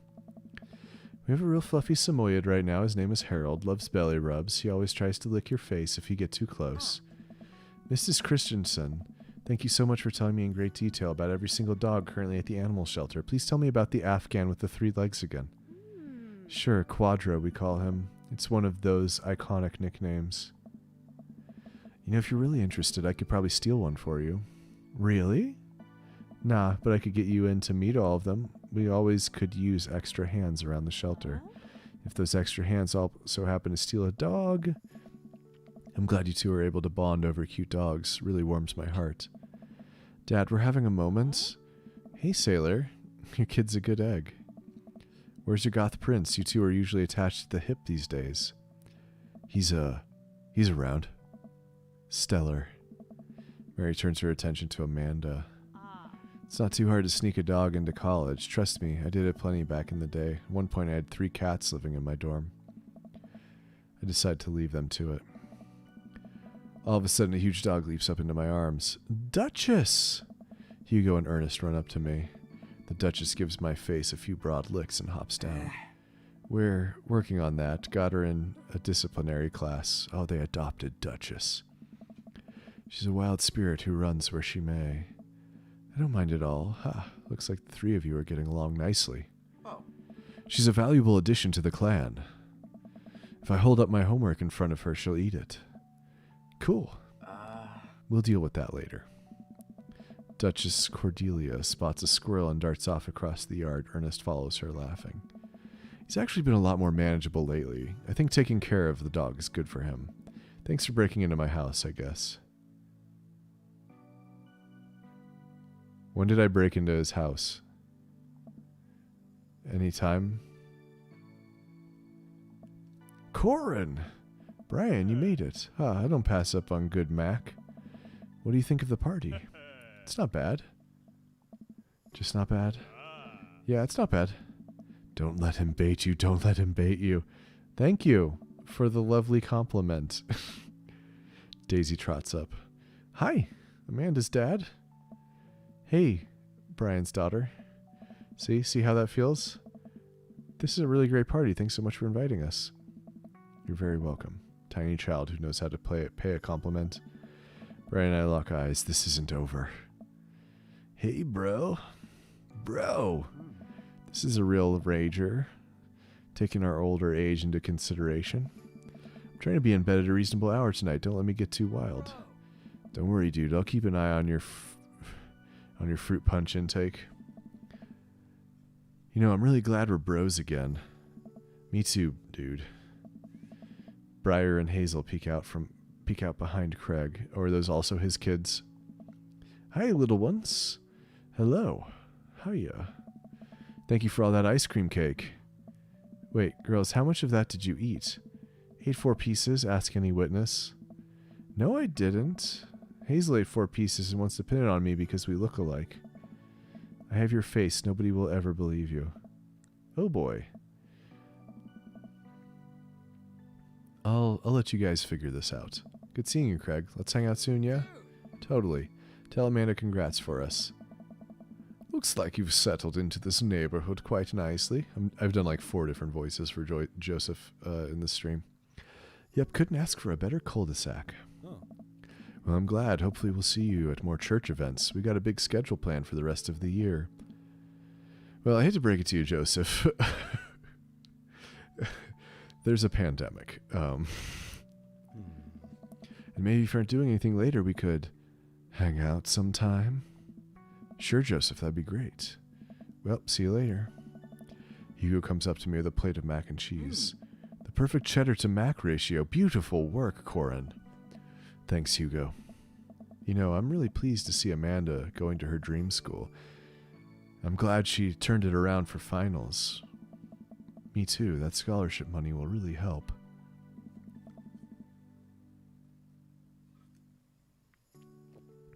Amanda walks by and pretends not to see Hugo. Amanda, come say hi to your old teacher.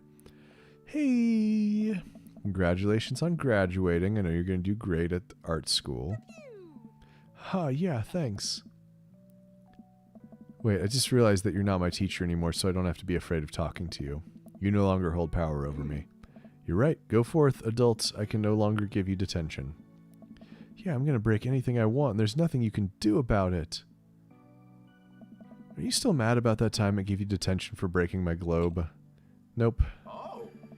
Now have you know that the globe didn't even fit through the basketball hoop in the first place, so she'll fit into college just fine. Hey, Robert, glad you could make it. Didn't catch that this is a dry party. Okay. Yep. Robert takes a sip of his drink. Why is he being so cold to me? Everything okay? Sure. Why don't you talk to me? I thought we had something. Really? Come on, Corin. You know what this was. You were an object to me the same way I thought I was an object to you. I figured we were on the same page here, at least from how you were acting.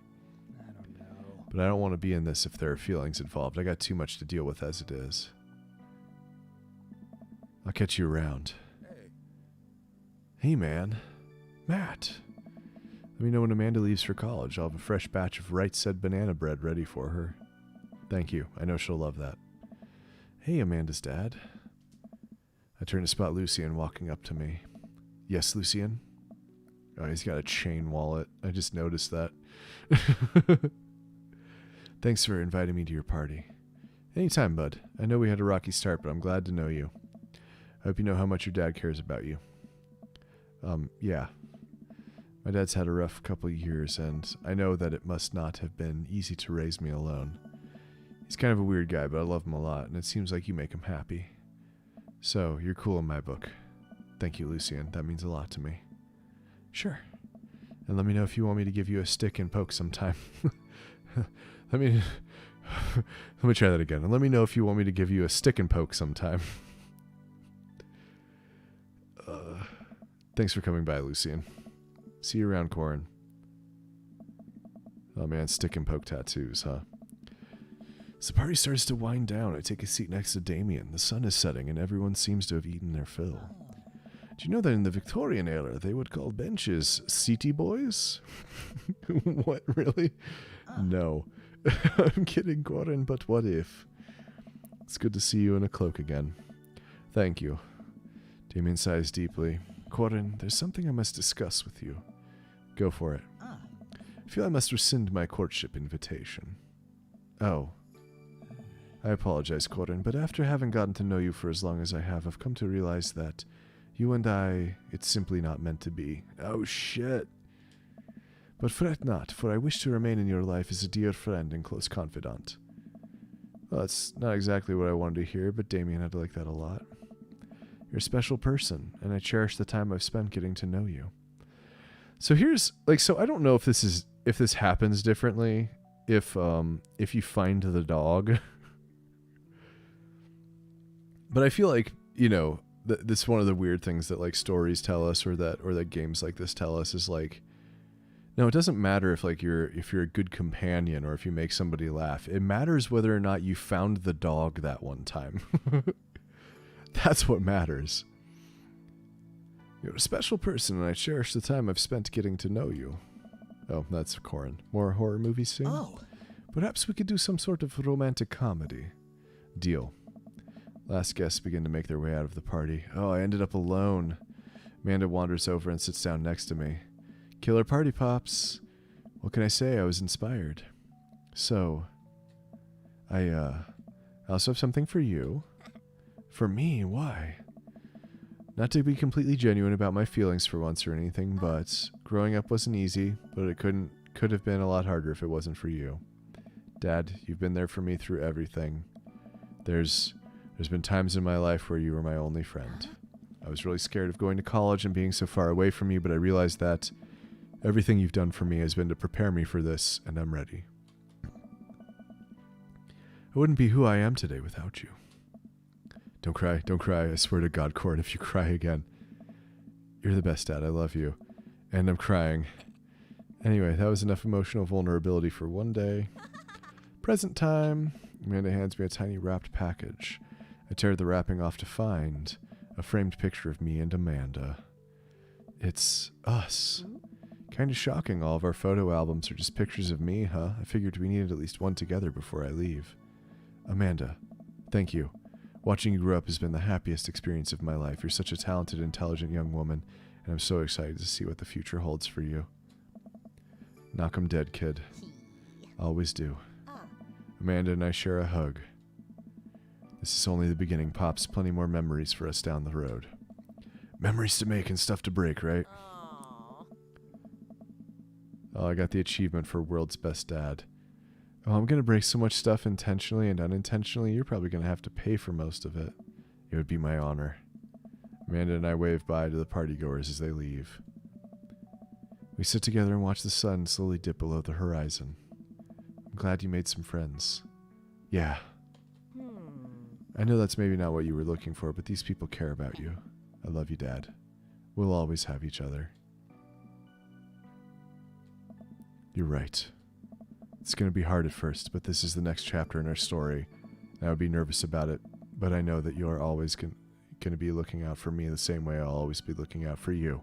We got Team Deeth. Team Deeth.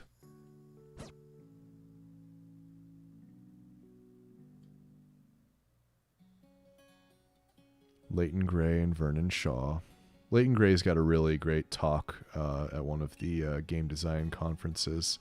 If you guys haven't watched it, I'd really recommend it. It is going to take about an hour of your life, though.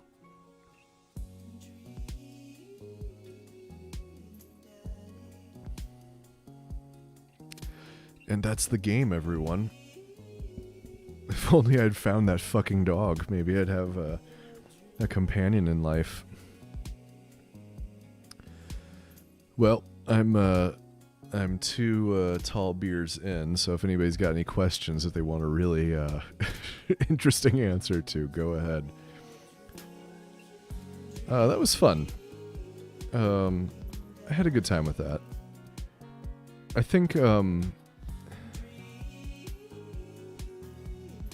I think I was expecting that it would be a bit more applicable, or not applicable, but that I would get more out of it personally. But which isn't a complaint about the game exactly. It's just that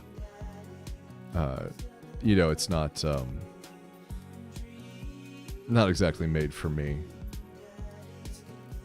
But I really like a lot of the stuff they did with it. I like a lot of the creative choices they made. Especially with the relationship with the daughter and all of that. Dream Daddy performed by Baths, written by Will Weisenfeld. This is not DVP by Pup, written and performed by Barry Kramer.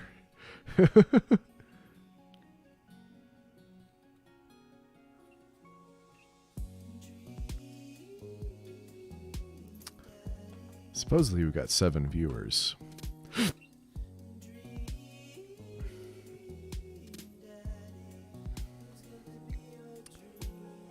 I don't know, what did you guys think of the game? How many of you have played it before?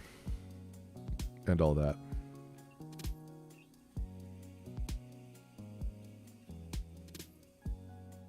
A game from Game Grumps. Yeah, it really feels like I lost.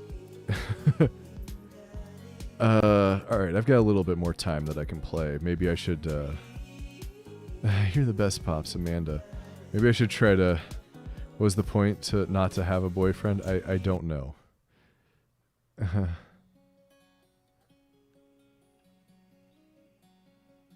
Dad Rector's cut.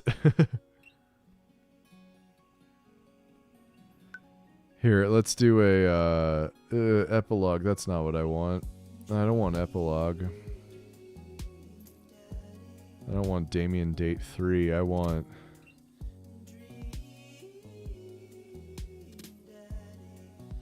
Well, probably this one, I assume.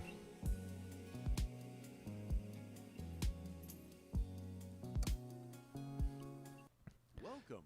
Let's see if I can not fuck up this time. I'm not going to read everything unless I get to like different stuff. We're speedrunning. We're speedrunning.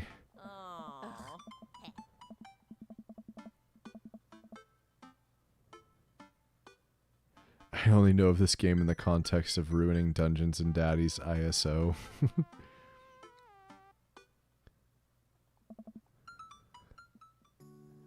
Okay, so all of this doesn't really matter, right?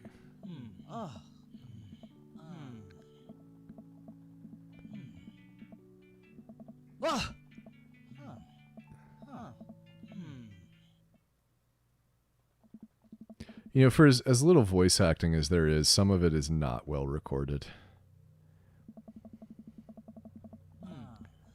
Okay, and then we gotta talk with the woman that we begrudge for even being in the game. Like, what are you doing? Why are you here? Who gave you permission? Hey.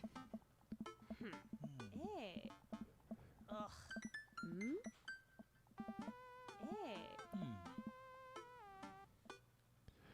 Hey. Okay.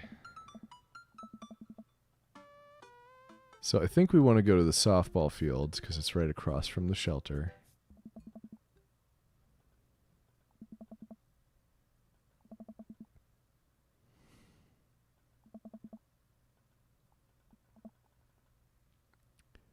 All right, we liked that one.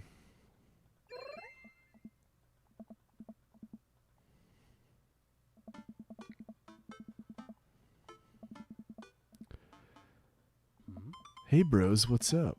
Craig, you wouldn't have happened to see a dog around here, have you? I want to escape from the animal shelter. I'm trying to locate her.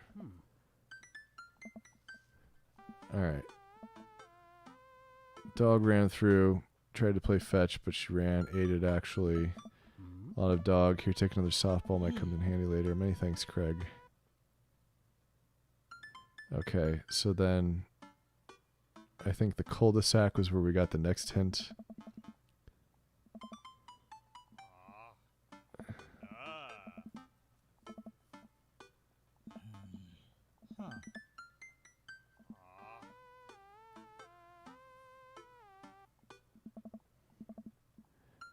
Must have been hungry, ate all of the tomatoes. Oh no.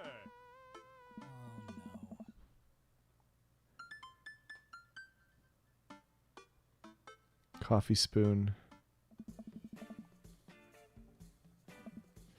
Hey, Matt. Expect to see you today. What's up? Have you seen any stray dogs around? Actually, yeah, I caught one digging through the trash earlier. Tried to get closer, though. Did you see what direction it ran in? I've been running east, I think. So east. That's what I need to know. East. That was the part I missed the last time.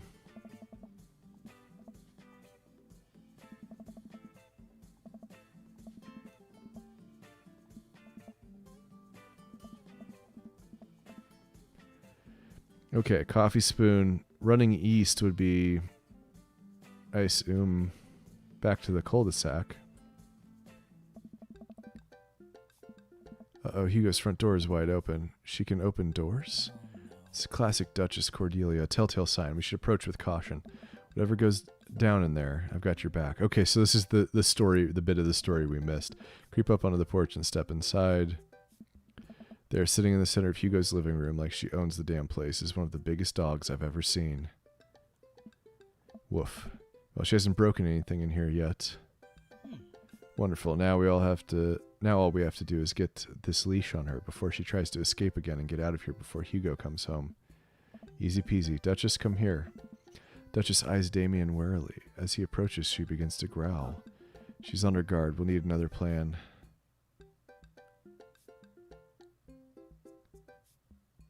Give her the right said banana bread. Oh yeah, we got some dicks on that one. Okay. I reach into my pocket and pull out a slice of right said banana bread Matt gave me. Duchess sniffs the air and hones in on the bread.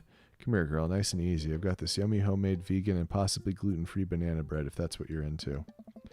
Duchess cautiously approaches me and gives the bread a good sniff before gently taking it from my hand and dropping it on the ground like dogs always do for some reason.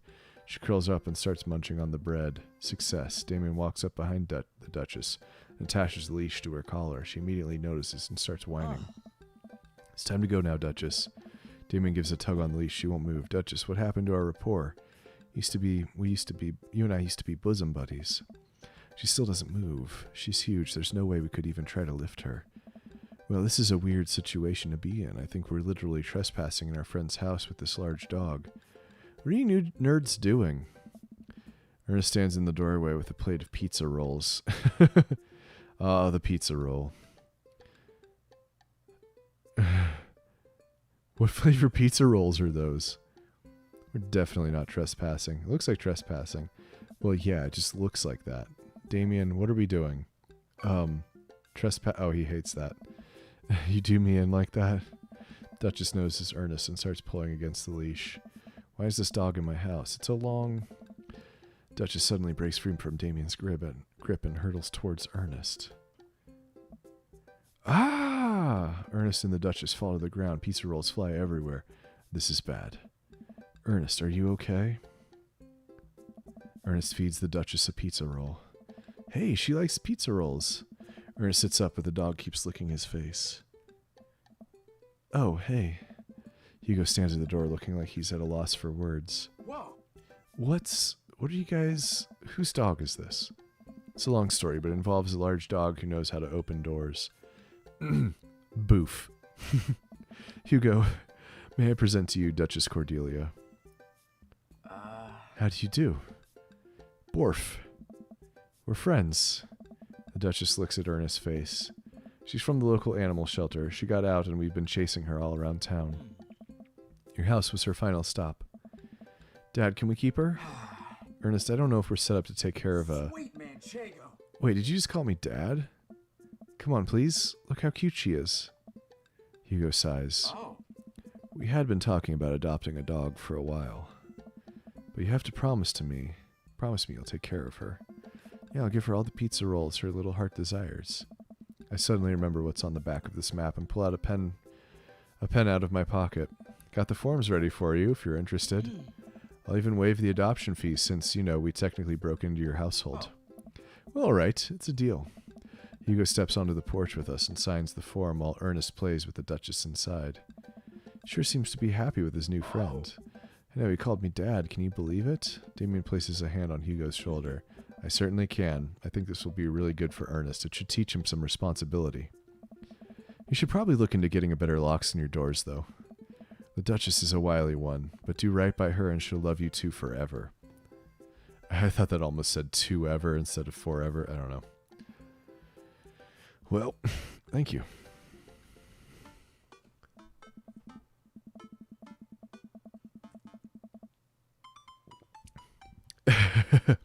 And long story short, the Duchess now lives in a happy home, and neither of us were charged for breaking and entering.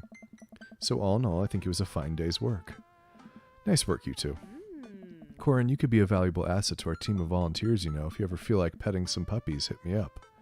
Mary, I always feel like petting puppies. Good to know. Well, I'll catch you fellas later. Mary starts to leave. And one last thing. Damien's been telling me about you. Glad he finally brought you around. Oh, yeah. Damien's my special boy. I love him. We go way back, and I got a vested interest in his health, success, and well-being. If you ever hurt him, Mary, you can fill in the blanks. I gulp. Yes, ma'am. Mary leaves me alone with Damien. So, about the whole goth thing. I completely understand if you aren't interested in me anymore. What? Am I missing something here? I'm not a cool goth prince. I'm boring. I own 5 pairs of tennis shoes. I wear dumb glasses. Don't you care? He looks so nervous. Damien, do you really think I only like you because of the goth stuff? That's all cool, but the best thing about you is how passionate you are about the things you love. History, art, Victorian fashion, dogs, storage solutions. Doesn't matter what it is, you care, and that's awesome. And also, the glasses are very cute. You don't think I'm boring at all? If you're boring, then I don't know what that makes me. I spend too much time online shopping for flashlights. I get excited to mow my lawn on Saturdays. I get cranky about commercials being too loud. I've been thinking about making my own peanut butter. Then maybe we can be boring together? It would never be boring if it was with you. Damien suddenly closes the gap between us and pulls me into a hug. He buries his face on my shoulder. His hair smells like lavender and rosemary.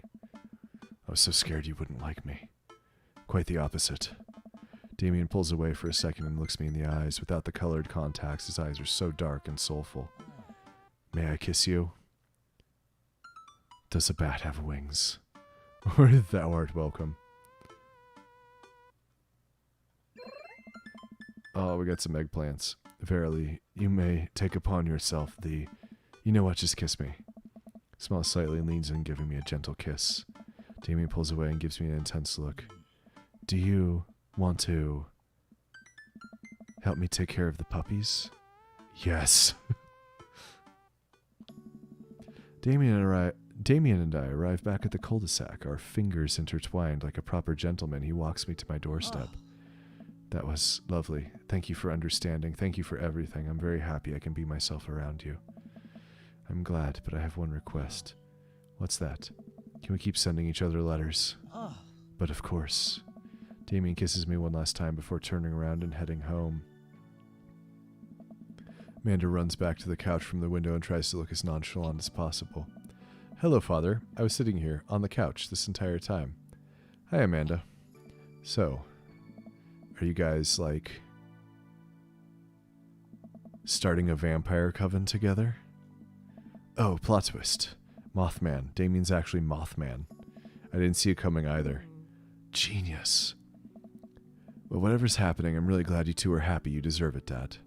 Aw, shucks. I'm gonna head to bed. Catch you in the morning. Sure thing. Make my way to my room and fall asleep in my bed with my heart full, excited for the days to come.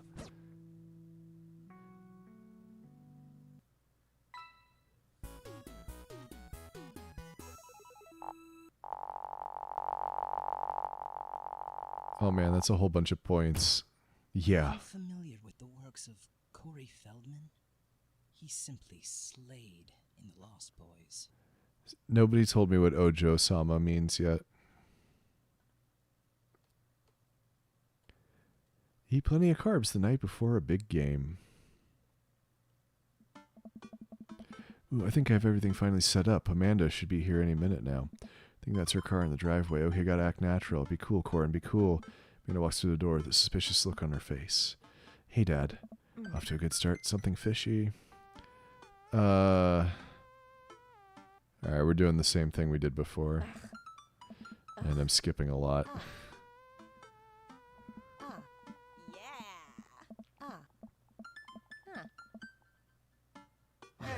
Alright. Did we end up alone after all of this one?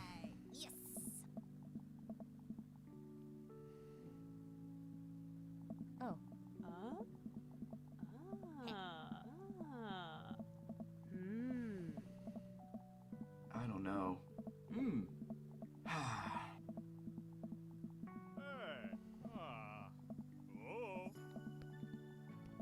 It's really funny that it gives you the ending where they adopted the dog, even if you didn't actually find the dog.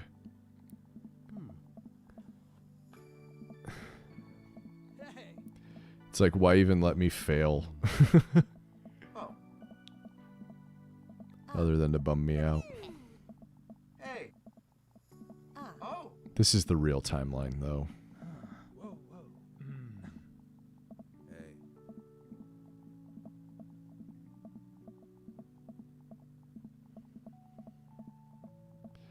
Speedrun. Speedrun.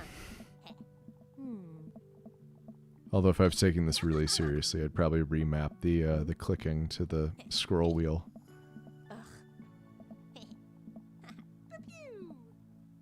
Pew.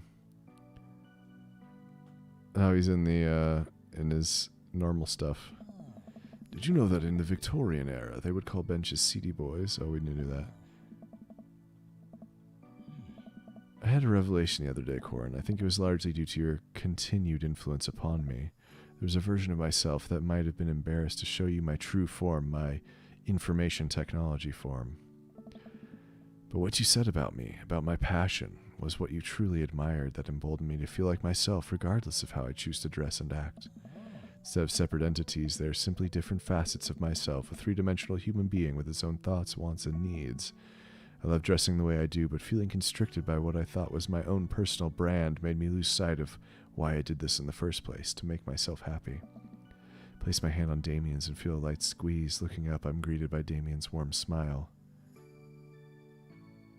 I too would like to be the only person at a party wearing a name tag. I'm trying to be more comfortable with who I am rather than dwelling on who I could be to other people.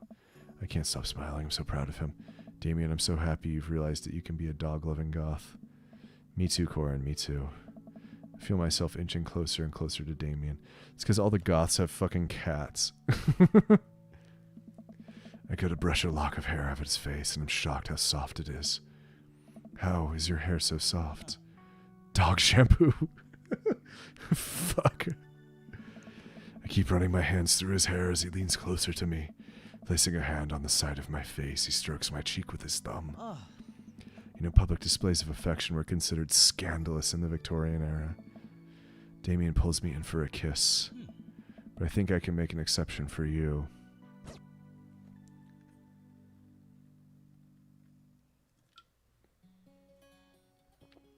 Okay, so it doesn't change much, really.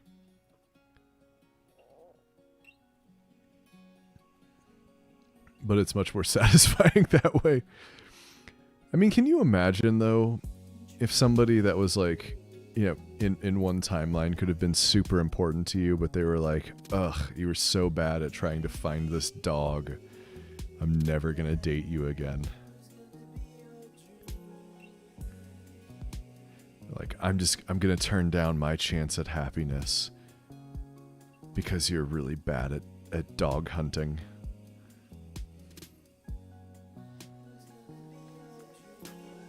I've heard good things about Mane and Tail, you know, the horse shampoo. Oh, I didn't get Amanda's picture in this one. Did I fuck up? Or do you only get Amanda's picture if you don't find love?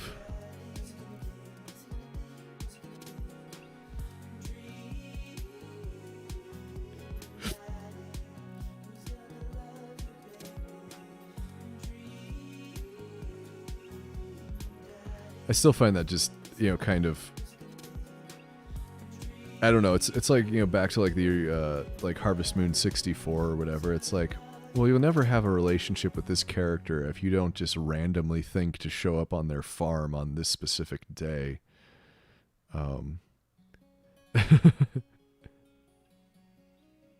Like, you have to witness a scene with her brother. And you got to remember, back in 1998, there was like the early days of game FAQs, and I wasn't playing with a guide.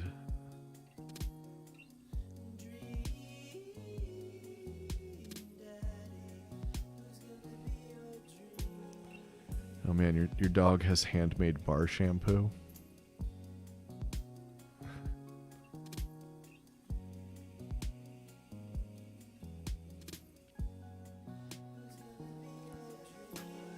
And I finished the second beer. Got a boyfriend, which is... Oh, hey, I still got a picture. Still got a picture with Amanda.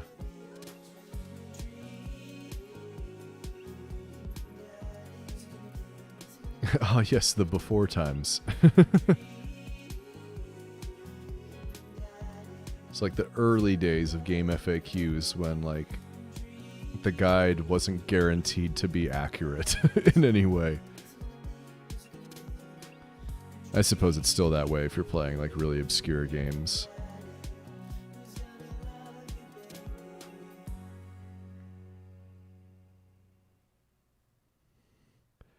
Chug Zaddy. Oh, because I finished my beer. Yeah, gotcha.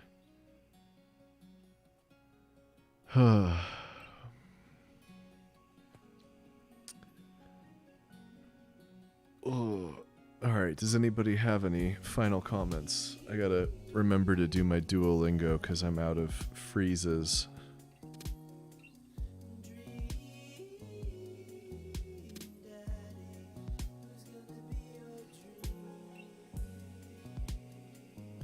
Which language do I want to do today? Streak freeze use up, I know. And yeah, okay, I guess I can afford another one.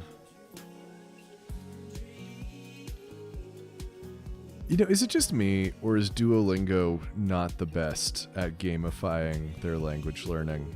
And I, you know, I don't mean that to be like a really critical thing, because they're offering a really important service, but it just seems like, you know, there might be ways to,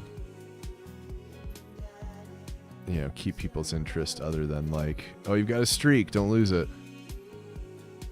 I'm not doing Klingon. It's got to be one of the languages I've already started.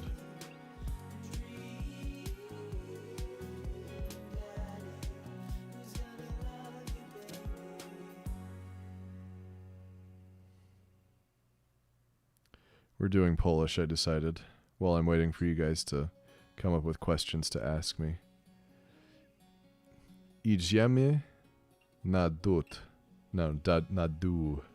Dół. Downstairs. We are going downstairs. I'm not going to start learning Klingon. There isn't Finnish on Duolingo. We already talked about that, Vol. I would have found it really fascinating to try to learn Finnish, but all they've got is Hungarian, which is like related but not closely related, right? Ide na górę. Ide na górę. I am going upstairs. Gdzie jest wschód? Where is the square? No, where is east? I wouldn't ask where is east, I would ask which way is east, but whatever.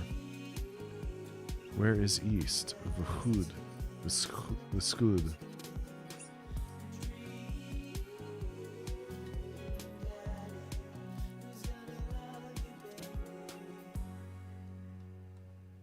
I know Hungarian's not Finnish, but it's like in the same family, isn't it?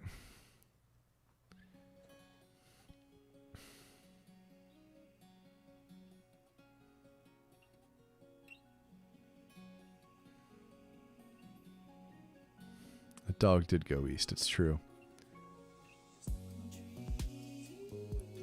Jestem na południu kraju z moim mężem. Mężem.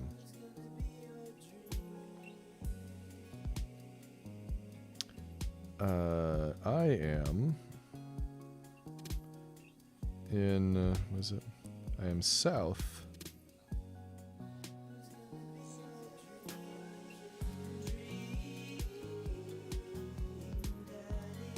let's see, I'm in the south with my husband.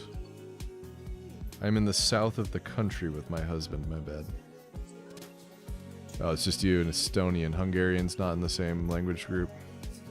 Hungarian's the other one that's not an Indo-European language, though. Jestem na górze. Górze.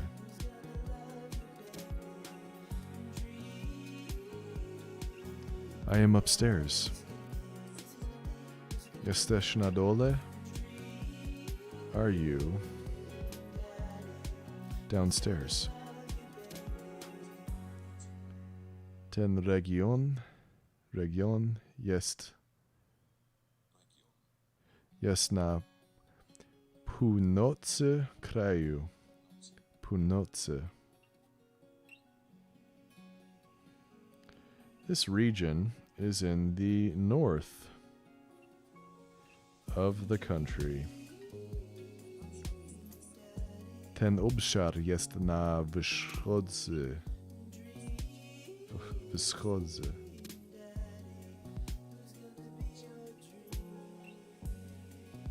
This area is in the east. Jestem na wschodzie. Wschodzie, a moje dzieci są na zachodzie. I don't see you guys asking any questions, so maybe I should just sort of wrap this up instead of speaking Polish badly into the microphone, but up to you guys, I guess. I am east.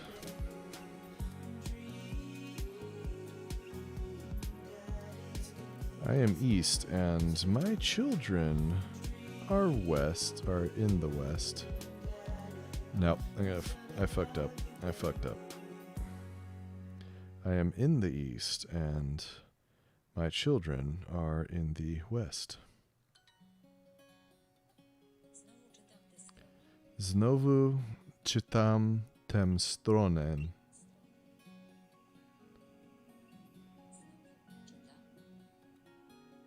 I am reading this page again. Bad Polish is what you live for. Cool. You're delighted to sit here and learn Polish. Well, you shouldn't learn it from me because I don't speak it. Port jest po lewej stronie. Lewej stronie. So the port is on the left side. Hotel jest po prawej stronie. The hotel is on the prawej is probably right, yeah. The hotel is on the right side. Północ, południe, wschód, zachód. North, south, east, west. Południe.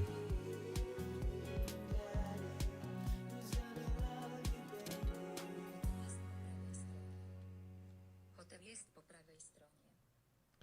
Hotel jest. Hotel jest po prawej stronie. Hotel jest po prawej stronie. Prawej stronie. Okay. The palace is on the left. The town square is on the right. Pałac jest po lewej. Rynek jest po prawej. Pałac jest po dole. No. Alright. Good thing I only need to know like 3 of the words to actually get it right. Please stay. Please stay. I'm just gonna kill some time with here, well.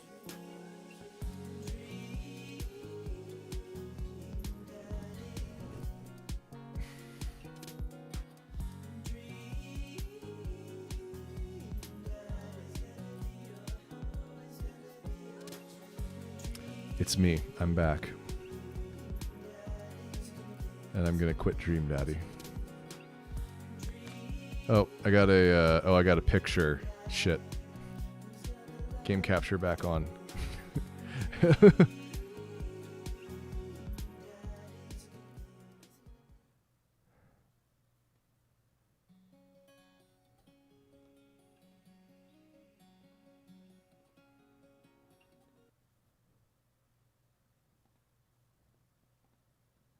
Hey, it's me. And the messy edge of my bed here. North, south, east, west. Północ, stolica. No, that's not right. Północ, południe, wschód, zachód. This region is in the north of the country. Ten region jest na północy kraju.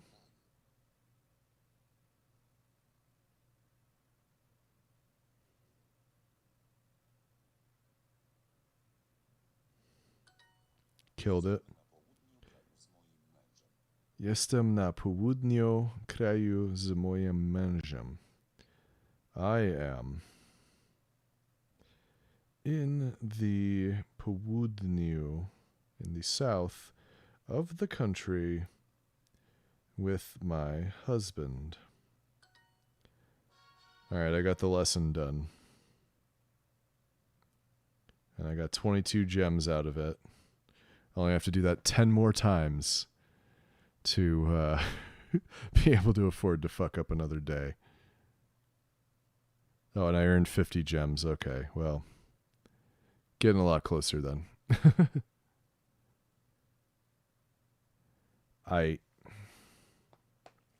It's the boy. Yeah, it's me. This is what I look like at this exact moment. I have had a little bit to drink. Menin Lantin. Is that how you say? Menin Lantin. I have Swedish on my on my Duolingo also, and the extra vowels with the interesting diuresis. Is that what it's when you have the dots over the letter.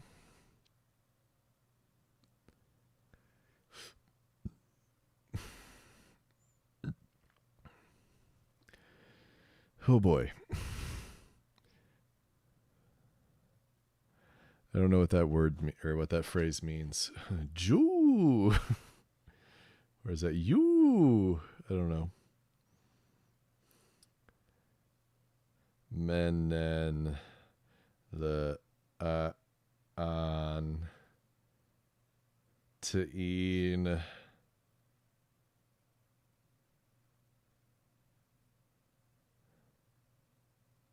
Why doesn't it just describe it for me? There's a lot of references to the Finnish Bible.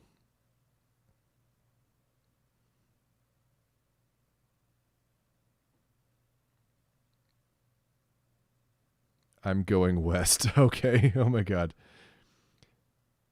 Yo. Okay. No, it's not. It's only an umlaut if it's over the U, I thought.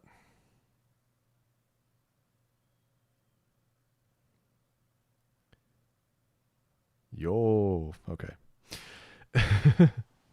Meaning yes. Great. Good news. But it does mean I'm going west.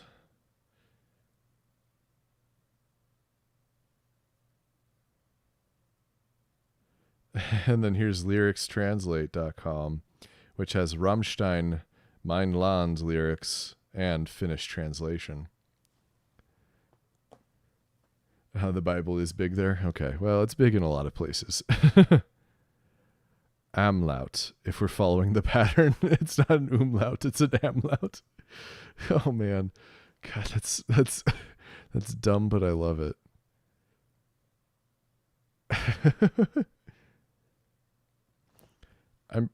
I want to say, although umlaut might not actually be the character, I think I got that one wrong once.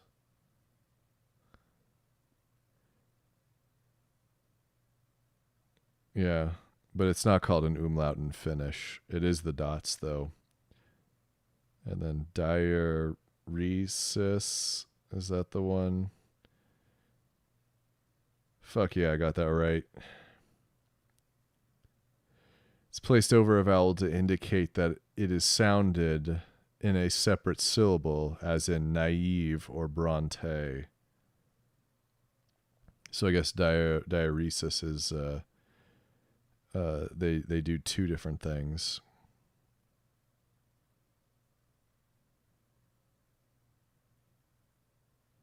And of course, the dot over the I and the J is called the tittle.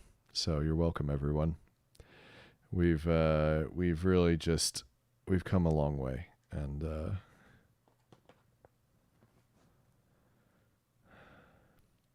mina menen alakertan. Yeah, just send me weird words that I don't know how to pronounce, and I'll try to pronounce them.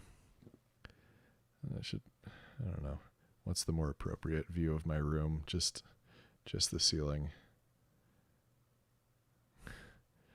Can it get closer? It's just perfect. I doubt that's true. I doubt that was perfect, but thank you. Thank you for being kind.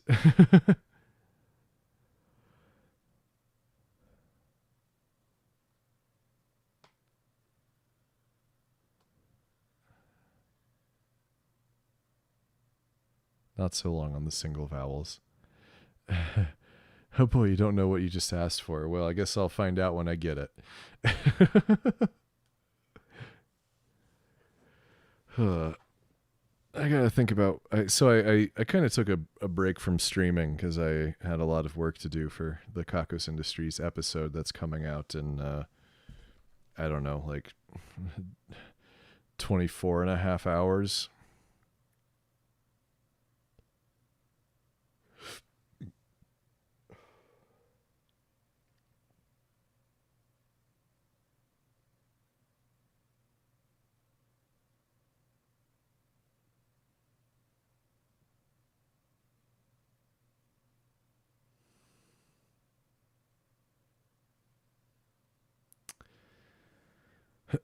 You get them confused with doubles, and you don't want that.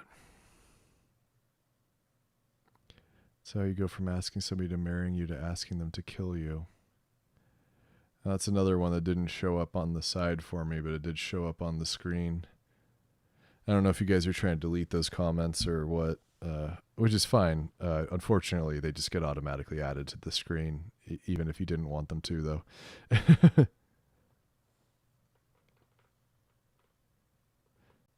So how do I ask somebody to kill me?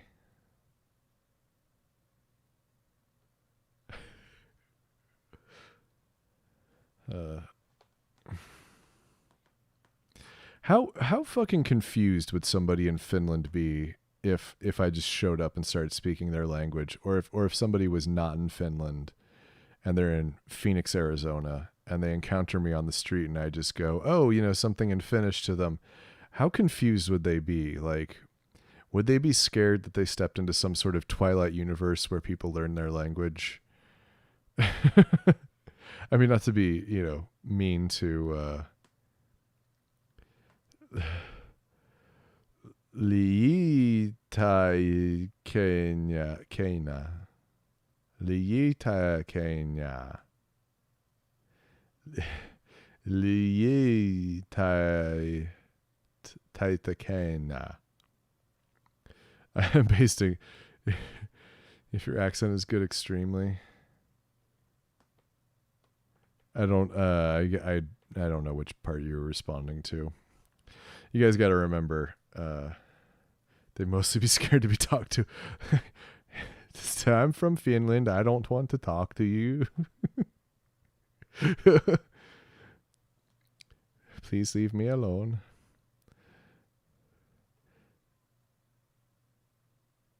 EI and Y equals U. No, I don't think you're doing a great job of explaining this. I'm sorry.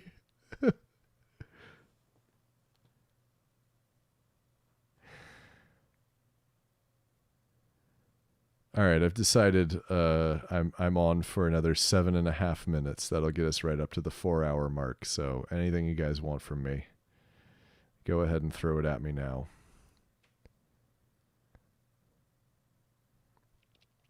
I have a big evening of doing nothing after this. And by evening, I mean late night, I guess. A is no. Yeah, but that's not a pronunciation. That's a meaning. You're not telling me how to say it. The letter Y sounds like U. Okay. Louis, U, Tau, Takuna.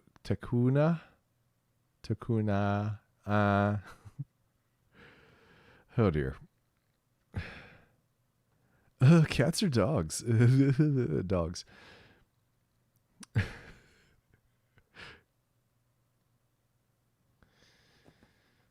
Unfortunately, I'm allergic to both of them. I can handle dogs for a longer amount of time, though. Yeah, I know there's a wrong answer, and I just gave it. No fear. Train car off the cliff. Dogs.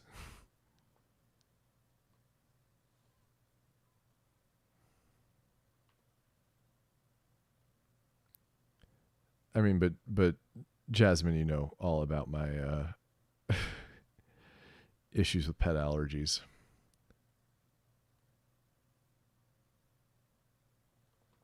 It's a jazz.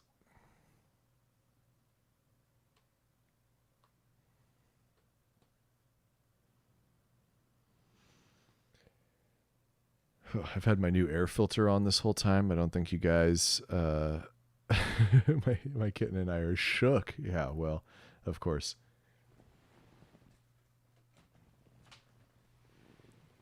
Got a new fancy air filter.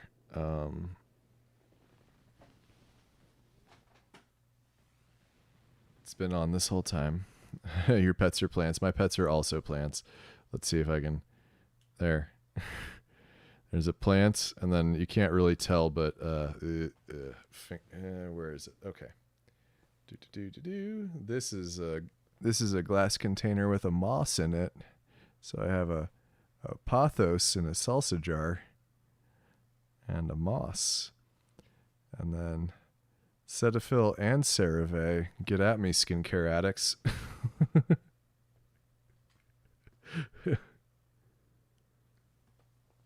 And some prescription bottles, I guess. That filter looks like an amp. Yeah, it does kind of have like a faceplate on it, or like a grill. I don't have any amps in my room. Everything is not amplified, because I would disturb no less than 2 people if I had any amplified instruments.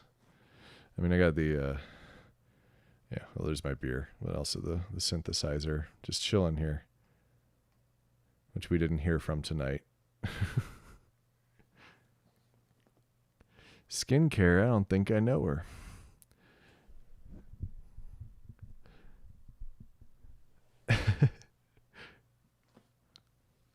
The CeraVe doesn't agree with my skin, so despite the subreddit for skincare being in love with it, I can't use it for my face, at the very least. I can use it for my hands, though.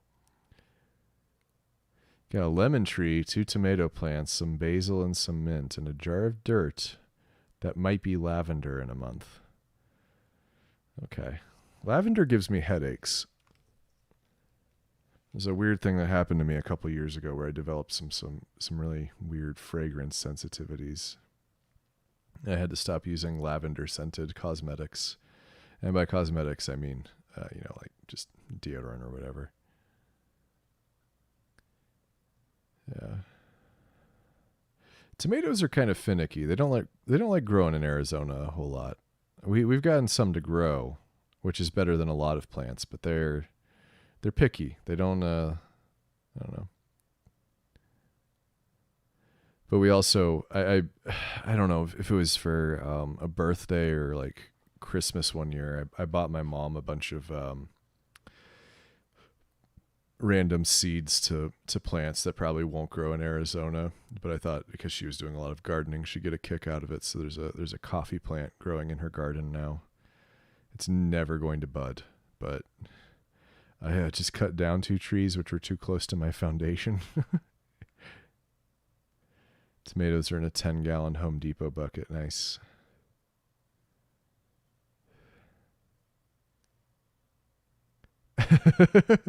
Ah, the lumberjack dream.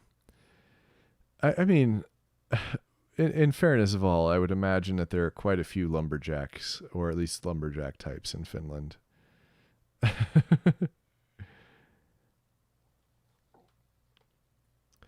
I know one of the things with slow TV, and that's for Norway, which is, I know, 2 countries away, but they they found that the what was it, like just video of like people chopping wood was like really captivating, and that like, men found it very comfortable to like watch chopping wood and to like communicate with one another. Who doesn't want to cut down a tree with a sawzall in a bikini top and Daisy Dukes, LOL. They're not as hot as jazz. Well, that's probably true.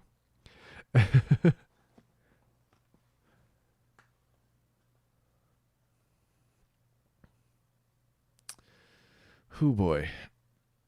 I haven't been drinking much during the quarantine, but it felt appropriate for Dream Daddy. I'm just hoping it's not going to give me too much indigestion or anything. You're too gay for this, okay.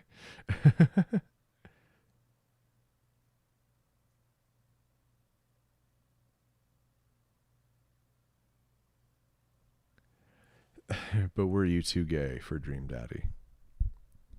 Because that's what really matters.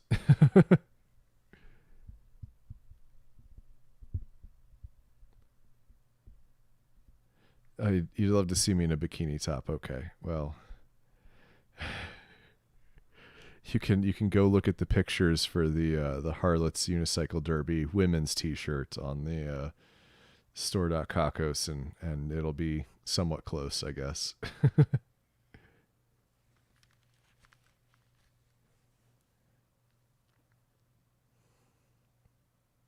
You're also too gay for that. Okay.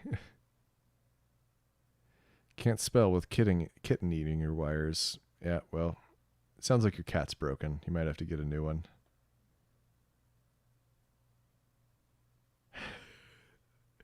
Got a broken cat if it's eating wires. They're not supposed to do that. Start over. Bikini top and an otter onesie. Yeah, well, I don't think anybody needs to spend their money on getting me an otter onesie. Unless you really want me to wear it. I will wear it, but only for some sort of stream. Like I might actually have to load up Death Stranding again to take it back. She's perfect. Nah, cat's broken. Take it back to the store. Tell them you got a broken cat, and they should give you one that works.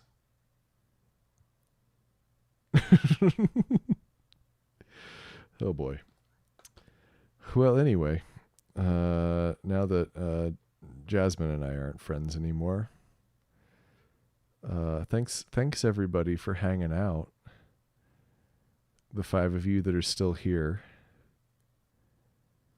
How did you miss that pun? It's true that you overlooked it for sure, but I think also it's because you were mad.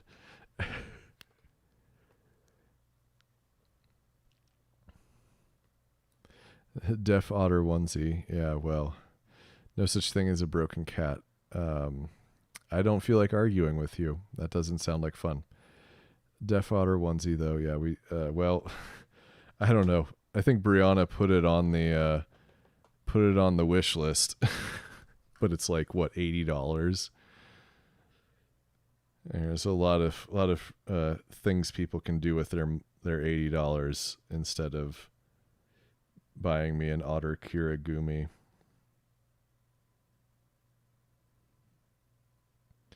Never rad wishes.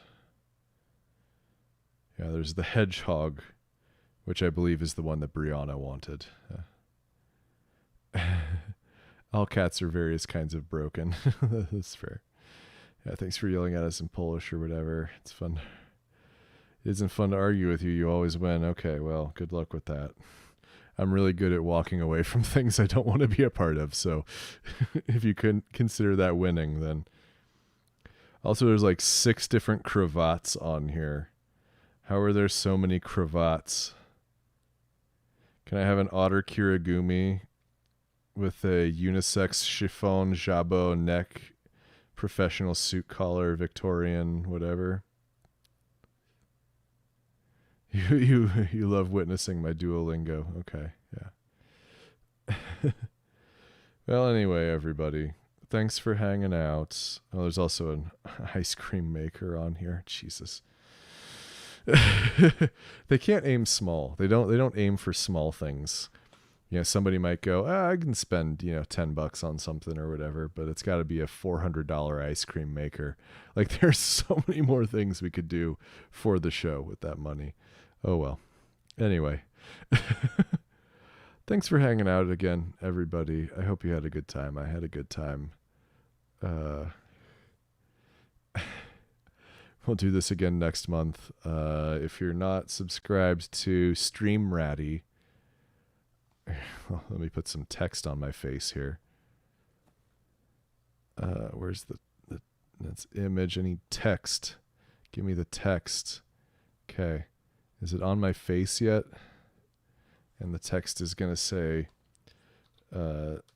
twitch.tv/stream Raddy. How did that come through? That doesn't look like anything. Where is it? Is it? No, it's on top of everything.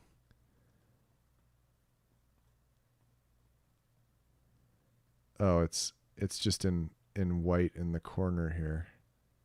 There. Now you can see it.